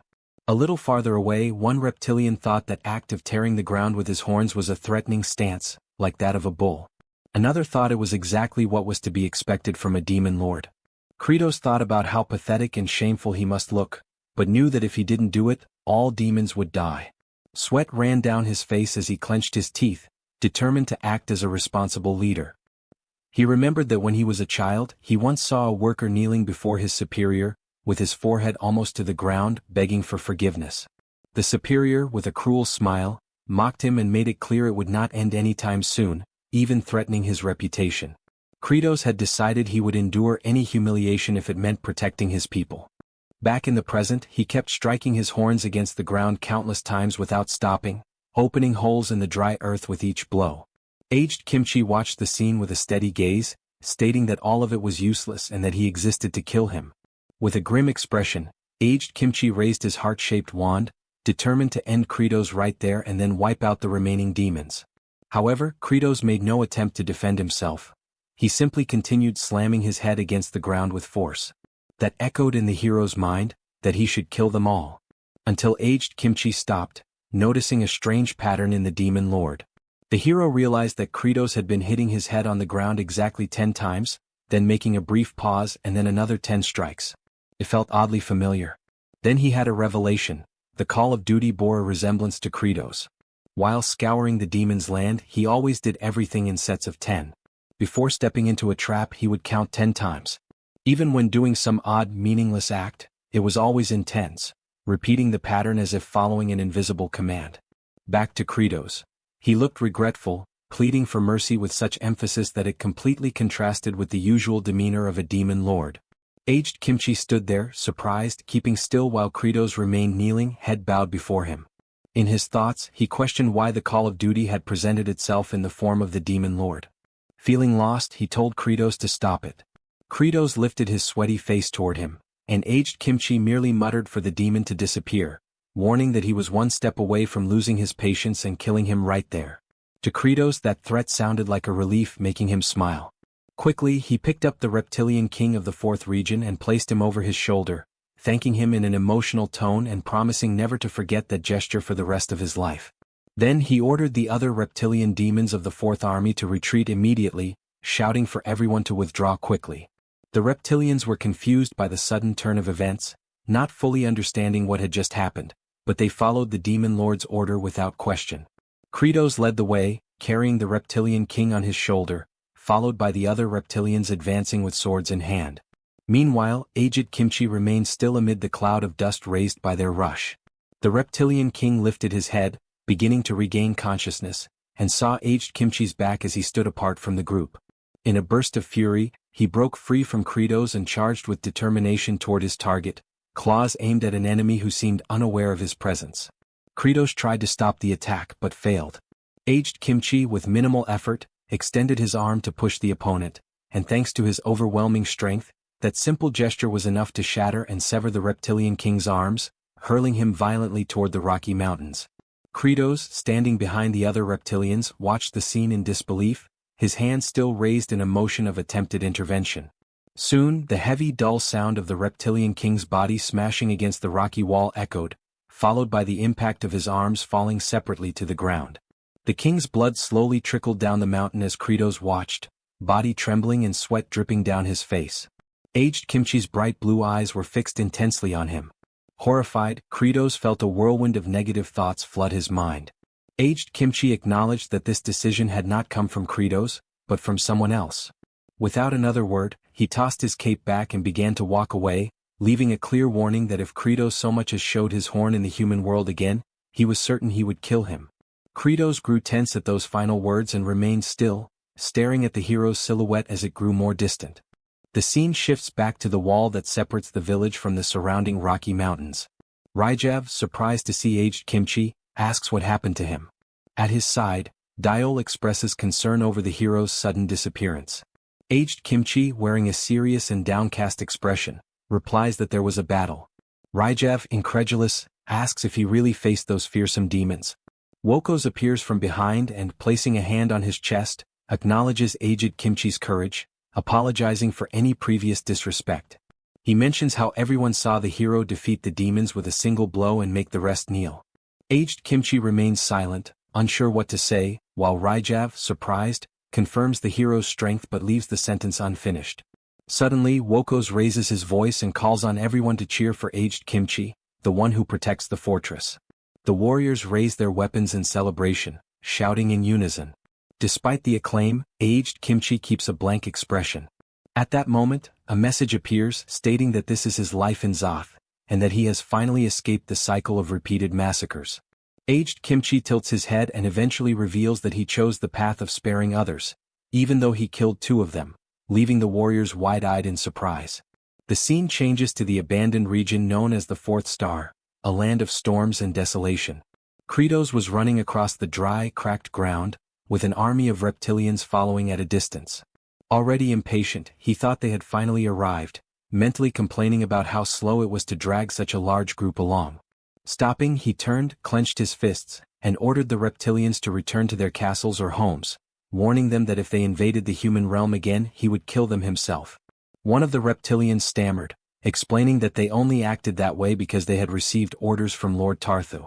Kratos, with no patience for excuses, replied that he didn't want to hear justifications and ordered them to go home immediately. He continued walking, his footsteps echoing over the hardened earth.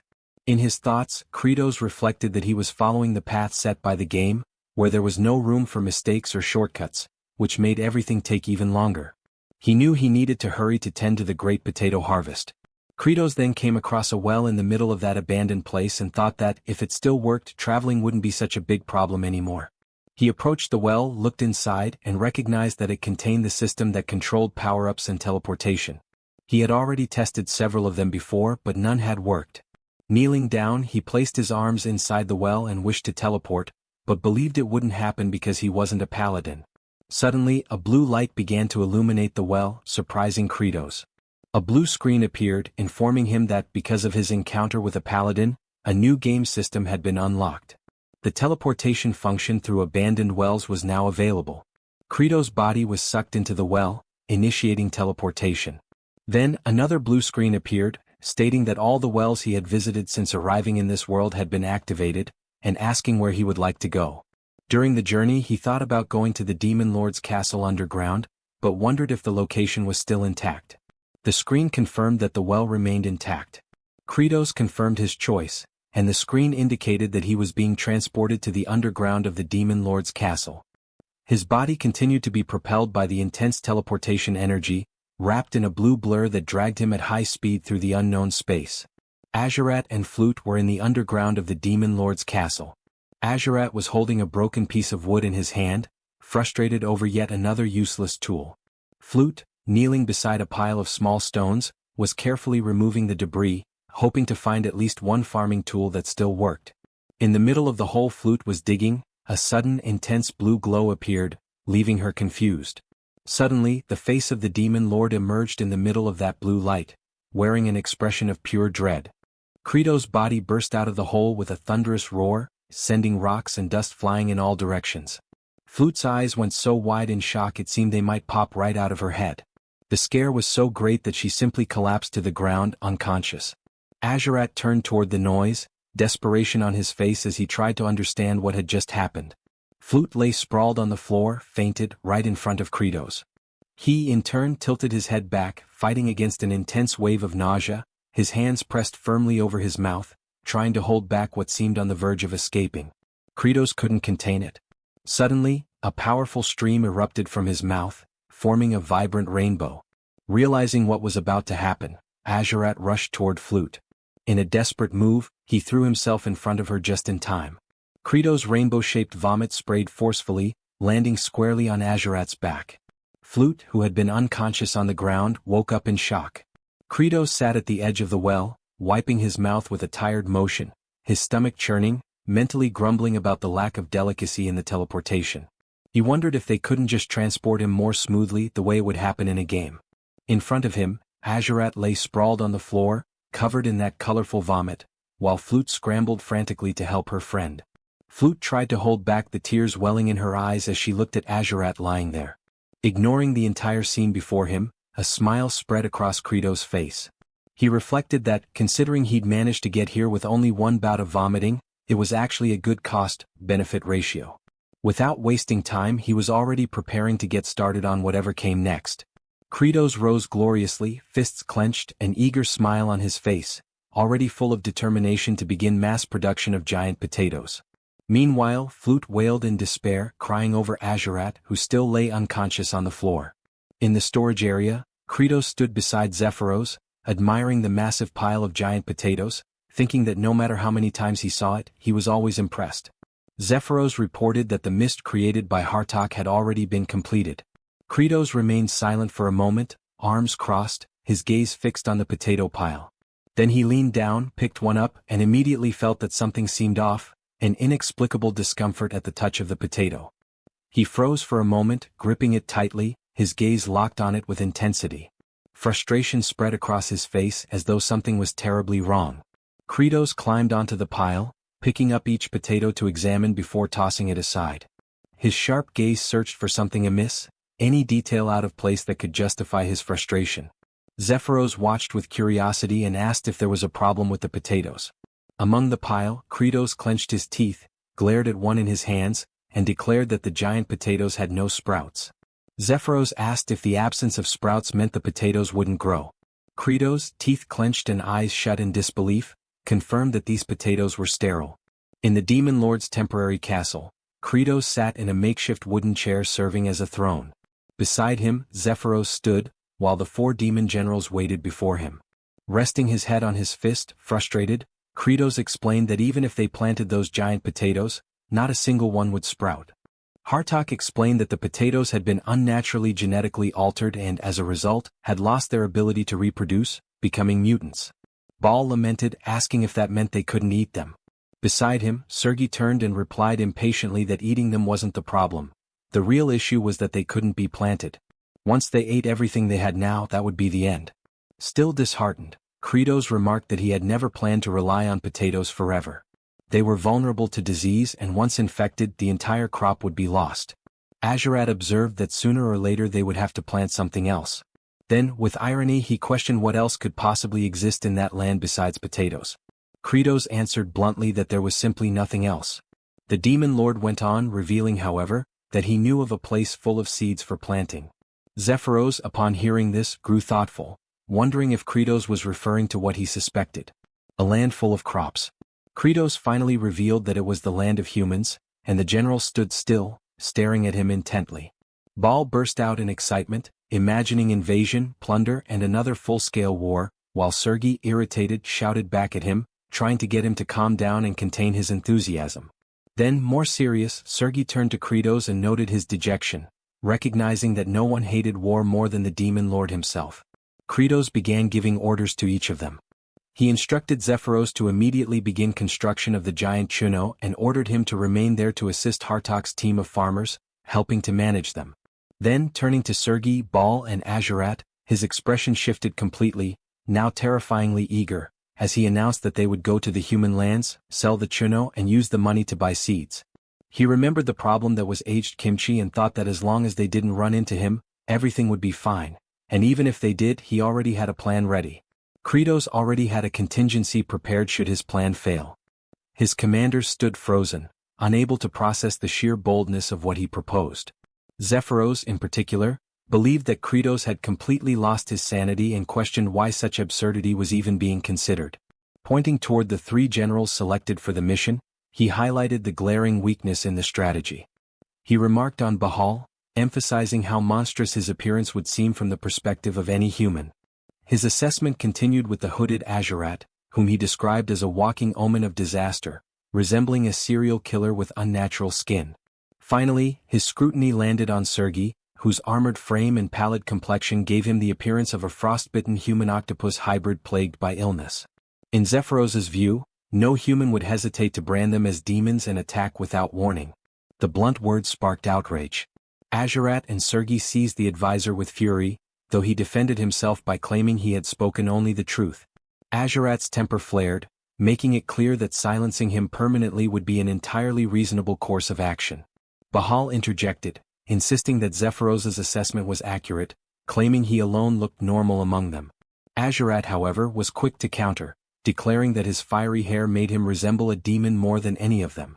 The hooded figure scoffed at Hartok's lack of self-awareness, labeling him as nothing more than a corpse-like husk compared to his own supposed elegance. Sergei, amused by the chaos, remarked that they all resembled boiled fish.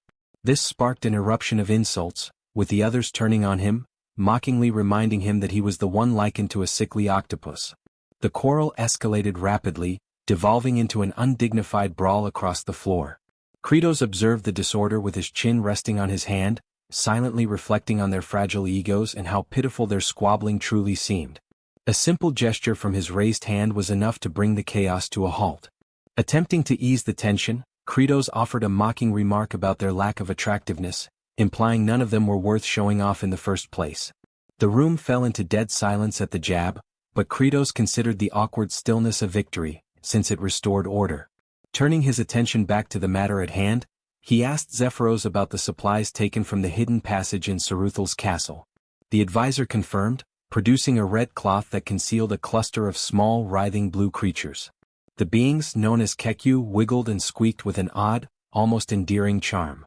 When one of the blobs leapt forward with a squeal, Sergei stared in bewilderment, unsure of what he was looking at. Kratos revealed the truth with a wide grin. They were living elixirs of metamorphosis, meant to be consumed in order to transform into non-demonic forms. The commanders stared at the slimy creatures in shock as Kratos declared that this would be their method of infiltration into human lands. Disgust rippled through the group, some horrified at the suggestion of consuming them. Kratos, dripping with sarcasm, retorted that they surely had not expected the blobs to be applied like ointment. Bahal, far less concerned, bellowed that he had no issue with strange food. Without hesitation, he seized one of the squirming elixirs and shoved it into his mouth. A loud crunch echoed as he chewed, while the others watched in disbelief. He roared in outrage at the foul taste, leaving another to wonder aloud if he had truly expected something so grotesque to be palatable. The sight left the room in stunned silence, the tension now mixed with sheer disbelief. Without warning, Bahal began to radiate a dazzling golden light, while the others observed in astonishment. Kratos noted that the outcome of the metamorphosis depended entirely on the user's personality, silently hoping that none of them would emerge too feral. From his vantage point behind a stone pillar, Kratos watched as the glow intensified, flooding the area with blinding brilliance. When the light finally weakened, a new outline appeared within the dispersing smoke, accompanied by a hesitant voice announcing the change. In a sudden burst, Bahal's body reshaped into that of a striking, well-built man with flowing crimson hair, adopting a shy, almost awkward pose. Kratos understood then that the elixir of metamorphosis drew upon one's innermost wishes, realizing that this refined form represented Baal's true self. Obeying the decree of their demon lord, Sergei struck at one of the blue elixirs, giving rise to speculation that her hidden desire might have been beauty itself. Kephiros produced a mirror to reflect the result, revealing Sergei transformed into a fluffy azure alpaca with long eyelashes. The transformed creature shrieked its new identity while a caption revealed the truth. Sergei, the cold sovereign, had secretly yearned to embody the warmth of a gentle spirit. Impatience surged through Azurat, who seized the hooded demon's face and forced the elixir down. Moments later, a massive, gray pelican-shaped beast with crimson eyes emerged from swirling clouds, its screech echoing across the skies. The caption revealed this form as Azurat, the blood-drinking prince, whose deepest desire was the freedom of endless years. Kratos then declared himself next, biting down on a blue elixir. Within the veil of transformation smoke, a shadowy figure took shape before finally clearing, unveiling a pale man with long hair, carrying the air of a bitter graduate student. The transformation was underwhelming, and Kratos worried inwardly that it lacked impact. In the mirror's reflection, the change seemed almost trivial, drawing uncertain stares from the alpaca Sergei and pelican Azurat. He remarked mockingly to himself that he appeared no more than someone with failing health, then issued the order for the expedition team to depart. Thus began their strange march across the desert. Kratos, Baal in his new form, an alpaca and a pelican. A sudden chime resounded as a glowing system window materialized before Kratos, startling him. The notification warned that receiving damage or activating abilities would revert them to their original demon bodies, forcing the party to proceed with caution. Their plan required using an abandoned well as a teleportation anchor. By joining hands they activated the warp and were pulled through together. Upon arrival, Kratos clutched his stomach uneasily, while the others struggled with the disorienting side effects, rainbow-colored vomit marking their discomfort. Raising his gaze to a distant fortress, Kratos pondered how they might gain entry past its fortified gates. His thoughts turned to the hero-aged Kimchi, suspecting that the man had likely already advanced deeper into human territory. Enough time had passed, he reasoned, for the hero to have moved on, and the disguise from the elixir should be enough to prevent recognition regardless. Even so, sweat beaded on his brow as his hand gripped at his throat in nervous anticipation. Meanwhile, from the fortress walls, a scroll was unfurled as a lookout cried out about the approach of a suspicious group. Guards speculated whether demons were near, though one dismissed the idea, claiming the newcomers did not resemble such beings. Another muttered that the strangers merely appeared sickly. From the gate stepped a man clad in blue armor, his short white hair and pointed goatee giving him a severe presence. He planted himself firmly before the travelers, barring their path. Identifying them as exiles, he ordered their immediate retreat, denying them passage. Within the mind of the alpaca, the thought arose that this obstacle had been inevitable, for the mission was never destined to be simple. Kratos internally confirmed this expectation, attributing the blockade to heightened vigilance following recent demonic incursions. Yet a sly smirk crossed Kratos' face, for as a seasoned player who knew the entirety of the game's narrative, he already possessed a strategy. His eyes burned red with calculating intent. Kratos, consumed by greed, let out a chilling laugh as he proclaimed that even as an exile, he had brought genuine treasures from demon territory. The guard's stern demeanor faltered, his brow arching in surprise at the mention of such a claim. Kratos reveled inwardly, certain that the human king's hunger for intelligence about the demon lands would compel the guards to allow passage. The guard's attention shifted toward what trailed behind, questioning if the so-called treasure lay there. Kratos, grinning broadly, confirmed with enthusiasm. He presented the alpaca and the pelican, proudly declaring them exotic beasts brought from the heart of demon territory, even boasting of their supposedly delicious meat. With grand gestures, he indicated his disguised commanders, who strained to pull a small cart. The guard examined them with suspicion, muttering about the absurdity of claiming such creatures were captured alive from demon lands. With a dismissive glance, the guard identified them plainly as nothing more than an ordinary pelican and alpaca, questioning the sense in offering such things to a king.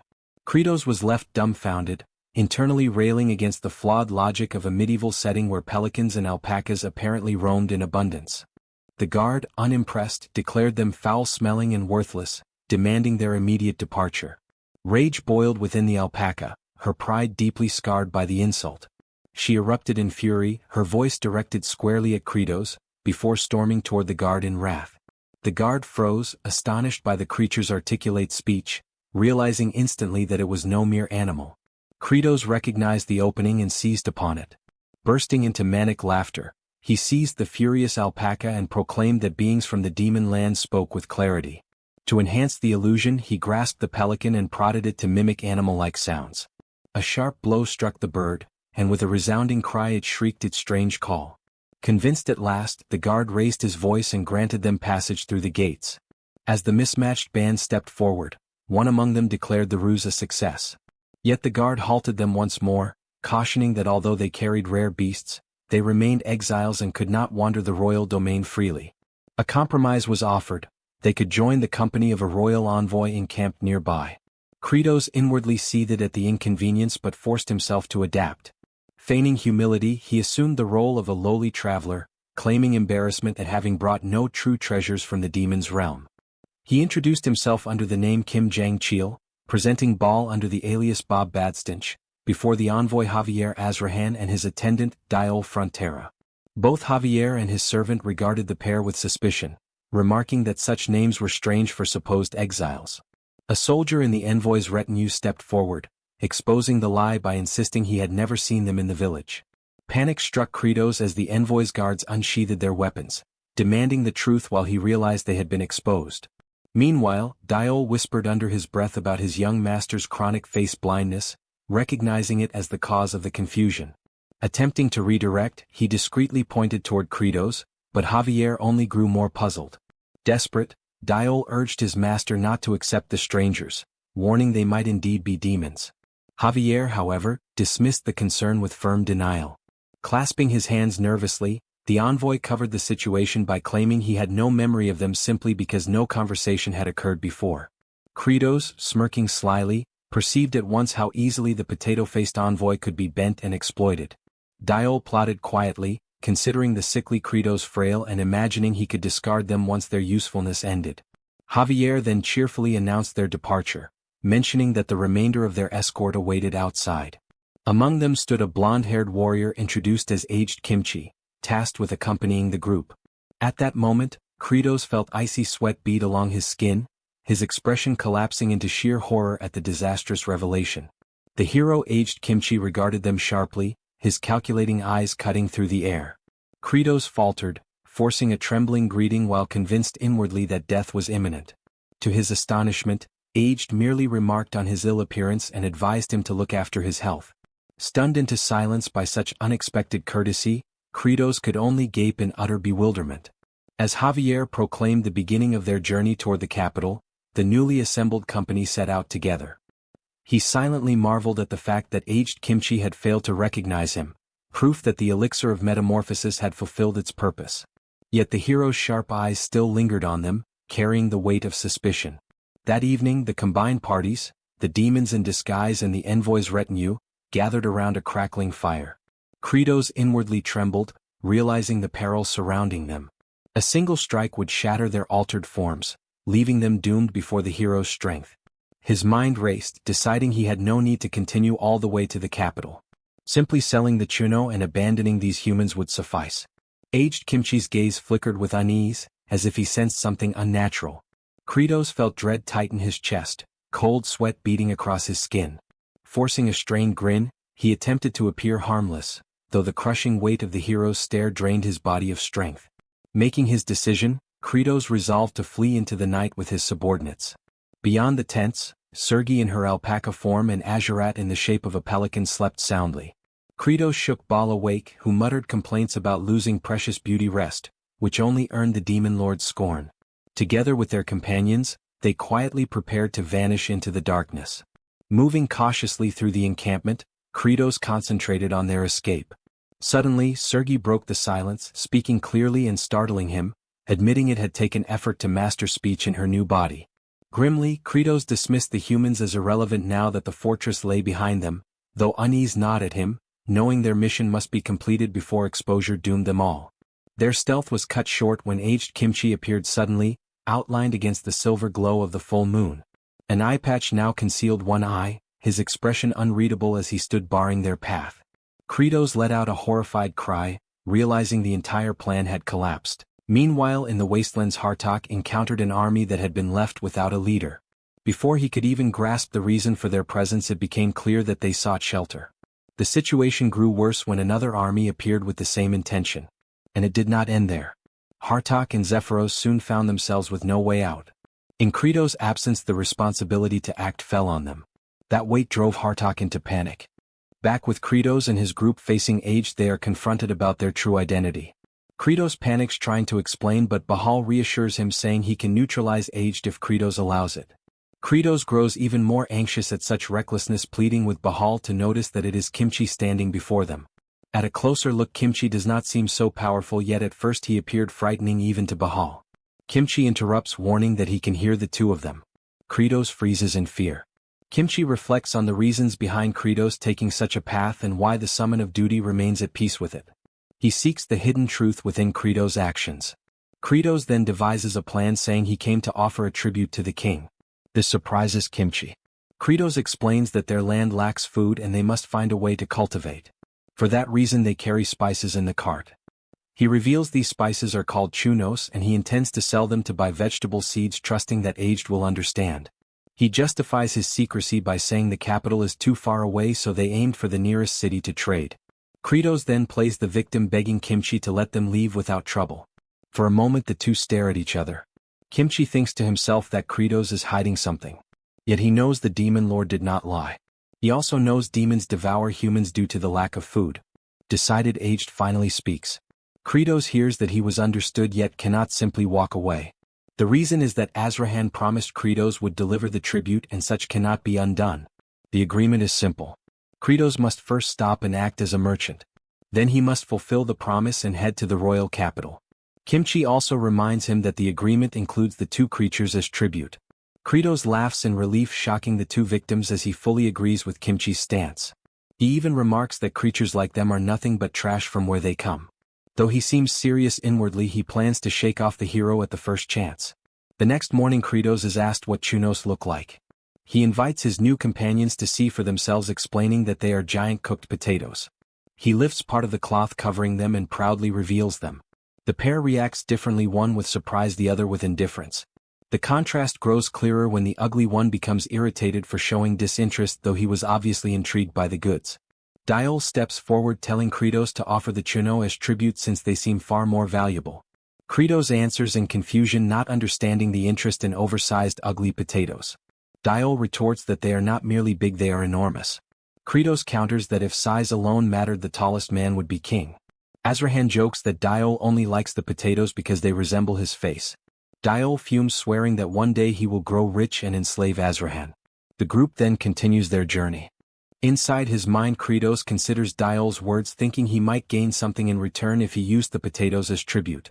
Yet that is not the focus now. What matters is shaking off Kimchi's eyes. It does not take long until the group reaches their first destination. The city of Daparakia stands ahead. Everyone settles down except Sergei and Azurat. Time passes and they prepare for the sales. As they walk toward the marketplace, Azurat asks if Credos truly plans to offer them as tribute. Credos quickly denies it, calling it foolish to think he would give away his lightning rod. Azurat grows confused, believing their mission was already complete. Credos replies that he is only on a sabbatical. Sergei cuts the talk, sensing something strange. The place should be filled with merchants. Instead, the reality is grim.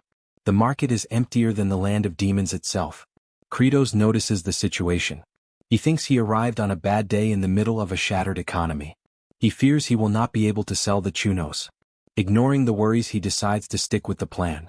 The potatoes are laid on the ground. It is time to begin. He calls out to the crowd, announcing the sale. 1 for 22 for 30. Slowly people start to appear. Credos shouts with energy, pouring everything into his performance. Delicious and nourishing chunos. Bahal mutters that he feels ashamed of both the scene and the demon lord's attitude. Credos snaps, reminding him that they need food. There is nothing shameful in that. They are here because days ago they were cannibalizing one another. If this much shame is the price to prevent those days from returning, then so be it. Bahal has no argument left. He yields. Now both shout together to sell the chunos. Credos then turns to Sergei and Azurat, who were still standing idle. Soon all four of them are involved in the effort. Kim as a player reflects on Isekai stories where adventurers often sell modern goods such as ice cream or fine dishes. Yet all he has is potatoes. Before long the first customer appears, shocked at the price, which is quickly confirmed. Soon after, a crowd gathers in front of the goods. The demon lord himself is surprised. Sergei and Azurat notice his distraction and urge him to focus on selling. It does not take long for the stock to run out, leaving behind a bag of money. Excited, Credos tells the generals to wait while he goes to buy seeds. Before leaving, they cheer together. For a bountiful harvest. Moments later, Credos meets a merchant to negotiate. But harsh reality strikes. There are no seeds for sale in the city. No one has any. The news hits him like a bucket of cold water. Credos asks why there are no seeds in the city. The merchant replies that nearly everything was sold to a large company. Credos asks the name. The man notices the pallor of Credos. Credos tells him to ignore it and say where the company is. The merchant then notices someone arriving with a troubled expression. He tells Credos to ask that figure instead. The man, seemingly a noble, asks if Credos was the one selling the giant potatoes. Credos confirms. The man introduces himself as Russ Lin, secretary to someone important named Richmond. He is in charge of handling the company's trade operations. Credos understands and asks why there is such interest in him. Rustlin goes straight to the point. He wants to buy all the potatoes for 20% above the price Credos was charging. Credos sees through what is happening. Before moving forward, he asks the price of a handful of cabbage seeds. The man answers they cost 100 coins. Credos confirms his suspicions. By analyzing the situation and comparing average prices, reaching a maximum of 50, he realizes the company are hoarders. They control distribution channels with these strategies, seeking absurd profits. This explains why the city is deserted and why people were desperate to buy the chuno. After putting the pieces together, the demon lord's cunning comes to light. Rustlin is struck by Credos' expression. The plan is simple. Even if he sold everything, Credos would not get enough seeds. So he concludes he does not need to buy from these people. Looking to the side, he notices Kimchi watching him closely and full of suspicion. Yet Credos already has a way to shake him off and still obtain seeds. Turning back to Rustlin, who suggests a contract, Credos goes straight to the point. Bring your master here. Rustlin is caught once again. Angrily, he stresses that he is responsible for the business. Credos mocks him and ignores it. He claims Rustlin is nothing but an employee unfit to negotiate with him. Rustlin insists he is the commander of company deals. Credos mocks again. To prove him unworthy, Credos gives his counteroffer. 200 coins for each potato. Take it or leave it. For the third time Ruslan is stunned by the demon lord's sharpness. Saying the price is too high only makes Kratos laugh. He points out the hesitation. Kratos argues that the potatoes are easy to store and useful for the royal army. Ruslan's master would accept the deal without hesitation. By questioning their distribution strategy, Kratos corners him completely. He finishes with the same demand. Bring your master. By nightfall Sergei and Azurat wait in the rain. Azurat grows irritated by the conditions they are left in. Sergei tells him to keep quiet so they do not draw attention. Azurat turns his anger toward her. She stands firm in loyalty. He asks if she is not upset with their situation. Sergei replies that she is actually enjoying it a little. This shocks Azurat. She explains she had always been curious about life behind the city walls. Since childhood she heard there was food in abundance, and that people did not eat one another. For her, such a reality had always seemed impossible. She had lost her parents because of those food shortages. Yet she did not feel sad, believing it was the natural order of things. To die feeding a stronger demon. She then asks Azurat if he never thought the same, mentioning his brothers. Sergei points out that the city is poor, yet people do not devour each other. She recalls a starving father feeding his child first. She imagines that if she had been born here, perhaps she would have been happy with her family. Azurat stays silent and notices Sergei's sadness. He then asks if her sentimentality made her lose her alpaca accent. She answers that she simply grew used to the pronunciation. Azurat extends one of his wings, shielding Sergei from the rain. He says that maybe now demons might have a chance to live in a happier era. Suddenly Kratos appears, drawing both of their attention. Azurat quickly clears a possible misunderstanding, saying Sergei was being rude. Sergei defends herself and tells Kratos to kill Azurat for bullying. Ignoring them, Kratos grabs both under his arms and carries them inside to a strategic meeting. Inside the room with the meeting underway, Azurat questions the monopoly of the company. Sergei does not understand the reason for such actions. Azurat also asks why they would do this in a land that seems abundant. Kratos replies that scarcity is not the issue. Their only goal is wealth. Bahal steps in, reasoning that once basic needs are secured hierarchies emerge and individuals seek notoriety. Kratos mocks him, asking what kind of pseudo-intellectual nonsense that is. Azurat argues back, saying it is not notoriety but greed. He insists it is unjust, having lived through famine himself. Sergei adds that this greed is a problem, reminding them there are still people starving, recalling her past as well. Bahal begins to feel uneasy at the injustice. Kratos then declares that even if they are disturbed by it, this is how humans are. All they can do is calm down and play by the rules. But not by human rules. Demons are demons. Their goal is to raid the human stockpiles. Meanwhile in the wastelands, a whirlwind of wind stood out among the mountains. The demons watched with strangeness at all that effort. Hartok was endlessly creating several whirlwinds, and the reason was not entirely clear. The workers talked, explaining that Hartok had requested gigantic stone pots and then began to create whirlwinds without stopping. Everyone watched while Hartok carried on with his secret plan. Finishing one whirlwind, Hartok collapsed from fatigue into a puddle of water. He realized the satisfactory result of what he had been doing. Lifting his head, he noticed that the people were idle. He shouted for everyone to get back to work, irritated that they were watching him as if it were a private show. Zephyros approached, saying Hartok was pushing himself beyond his limits. Looking at the broader picture, countless pots were holding the water generated by the whirlwinds, but the purpose was still unclear. Hartok then stated that there were many demons under his care, and there was a risk of them starving due to the low amount of chunos available. So, the plan was to feed everyone by cooking the chunos. Determined and wearing an expression similar to those of Kratos, Hartok would not allow any of the demons to go hungry. Zephyros and Tbone observed Hartok's determination. Zephyros wondered why there was a need to make a killer face after explaining such a charitable goal. Zephyros reflected on how everything had changed since Kratos had given the order to start cultivating. Now he saw a former cruel companion giving his life to provide food for others. He also wondered what could have driven Hartok to act with such intentions. But Hartok had only one thing in mind: the amount of praise and gratitude he would receive for his idea. Zephyros then decided to ask how Hartok intended to generate enough fire for so many pots without wood. Hartok admitted that even if he used the wood from everyone's houses, it would not be enough. And that was why the next part of the plan was to capture the predator of fire, heading to the sealed volcano for it. The information left Zephyros stunned. The scene shifted to the merchant city. A group of merchants walked, with Richmond himself leading them. They arrived at the place where Kratos was staying, with Ruslan confirming that Kratos was indeed there. Richmond told Ruslan that he was disappointed in him. Richmond declared that he had not expected Ruslan to be intimidated by some ignorant fool, putting his fate in question. He then went on alone, telling Ruslan to wait, and the subordinate obeyed, completely embarrassed. Richmond proceeded to the meeting, confident that it would not be a negotiation but rather a lesson in how to negotiate with ignorance. Kratos was waiting and heard someone knocking at the door. Richmond announced that it was him, saying he was there because his presence had been requested. Kratos allowed the merchant to enter, and Richmond asked for permission before opening the door. The fact that Kratos had let Richmond in so easily made the merchant think they were careless when faced with people who used refined language. But the scene Richmond saw the moment he stepped inside completely shattered any perspective he had been building on the way to the inn. Richmond was terrified by the posture of the demons. Kratos was fully aware of the setup there and told Richmond to sit down. Richmond obeyed and evaluated the group's posture, saying they looked like demons.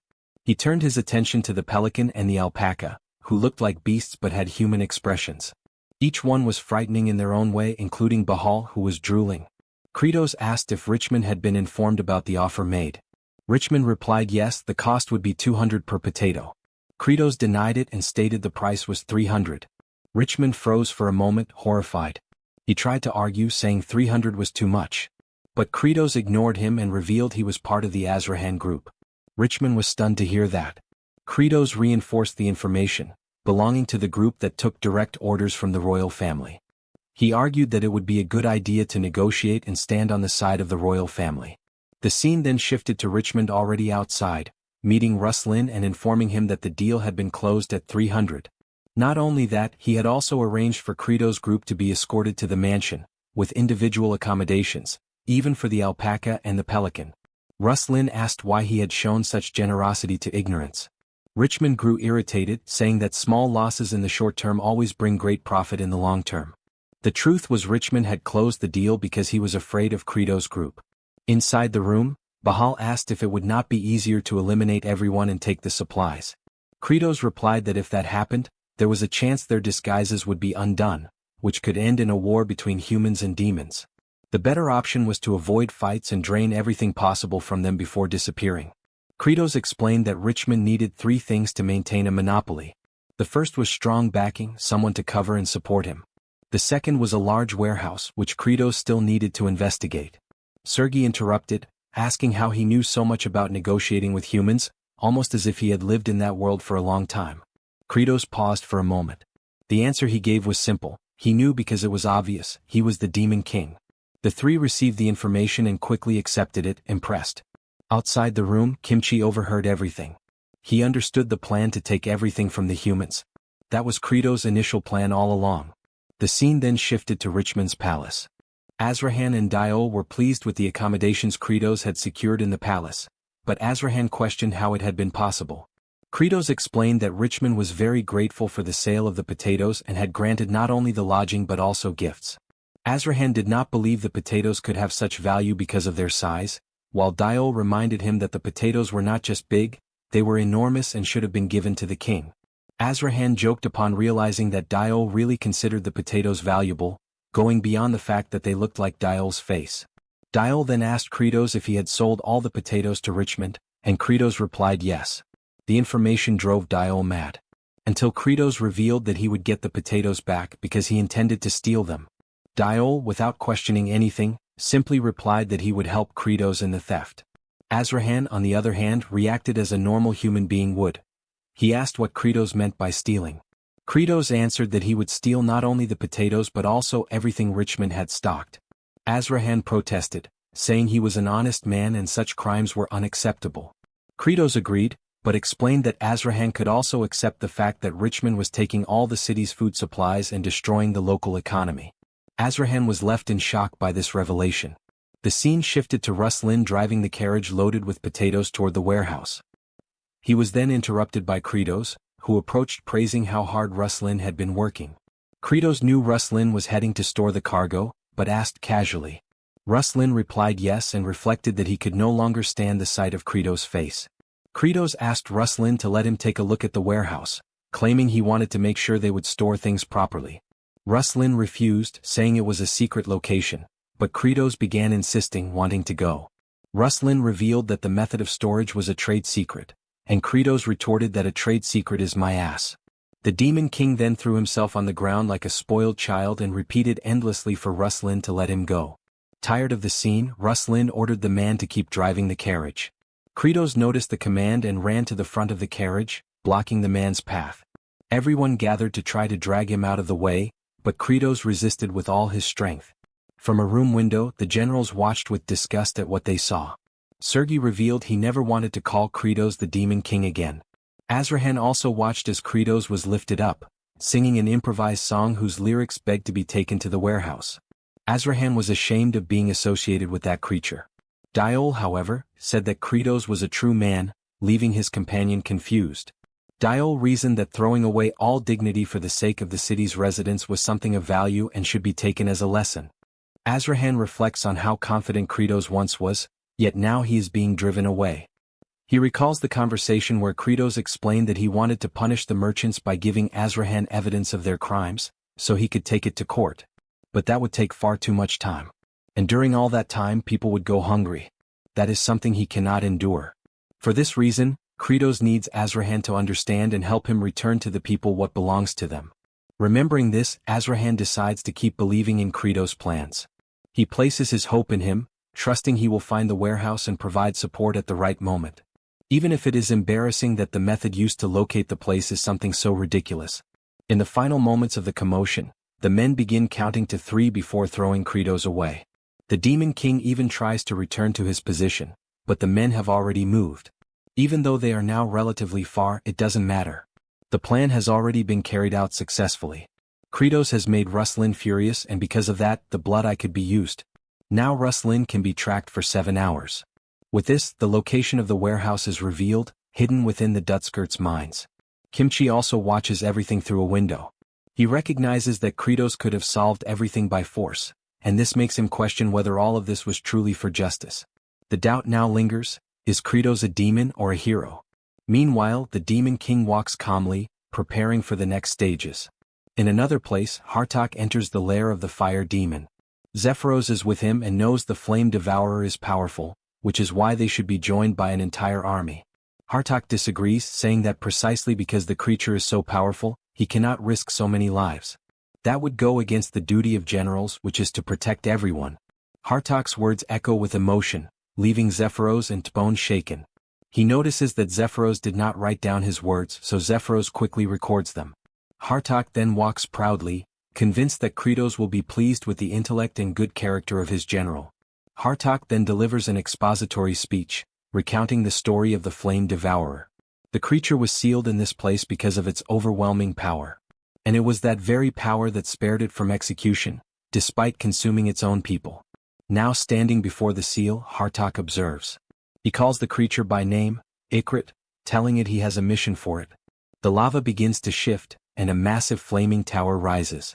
From it emerges Ikrit, a dragon. The dragon's size is colossal, far beyond what Hartok expected.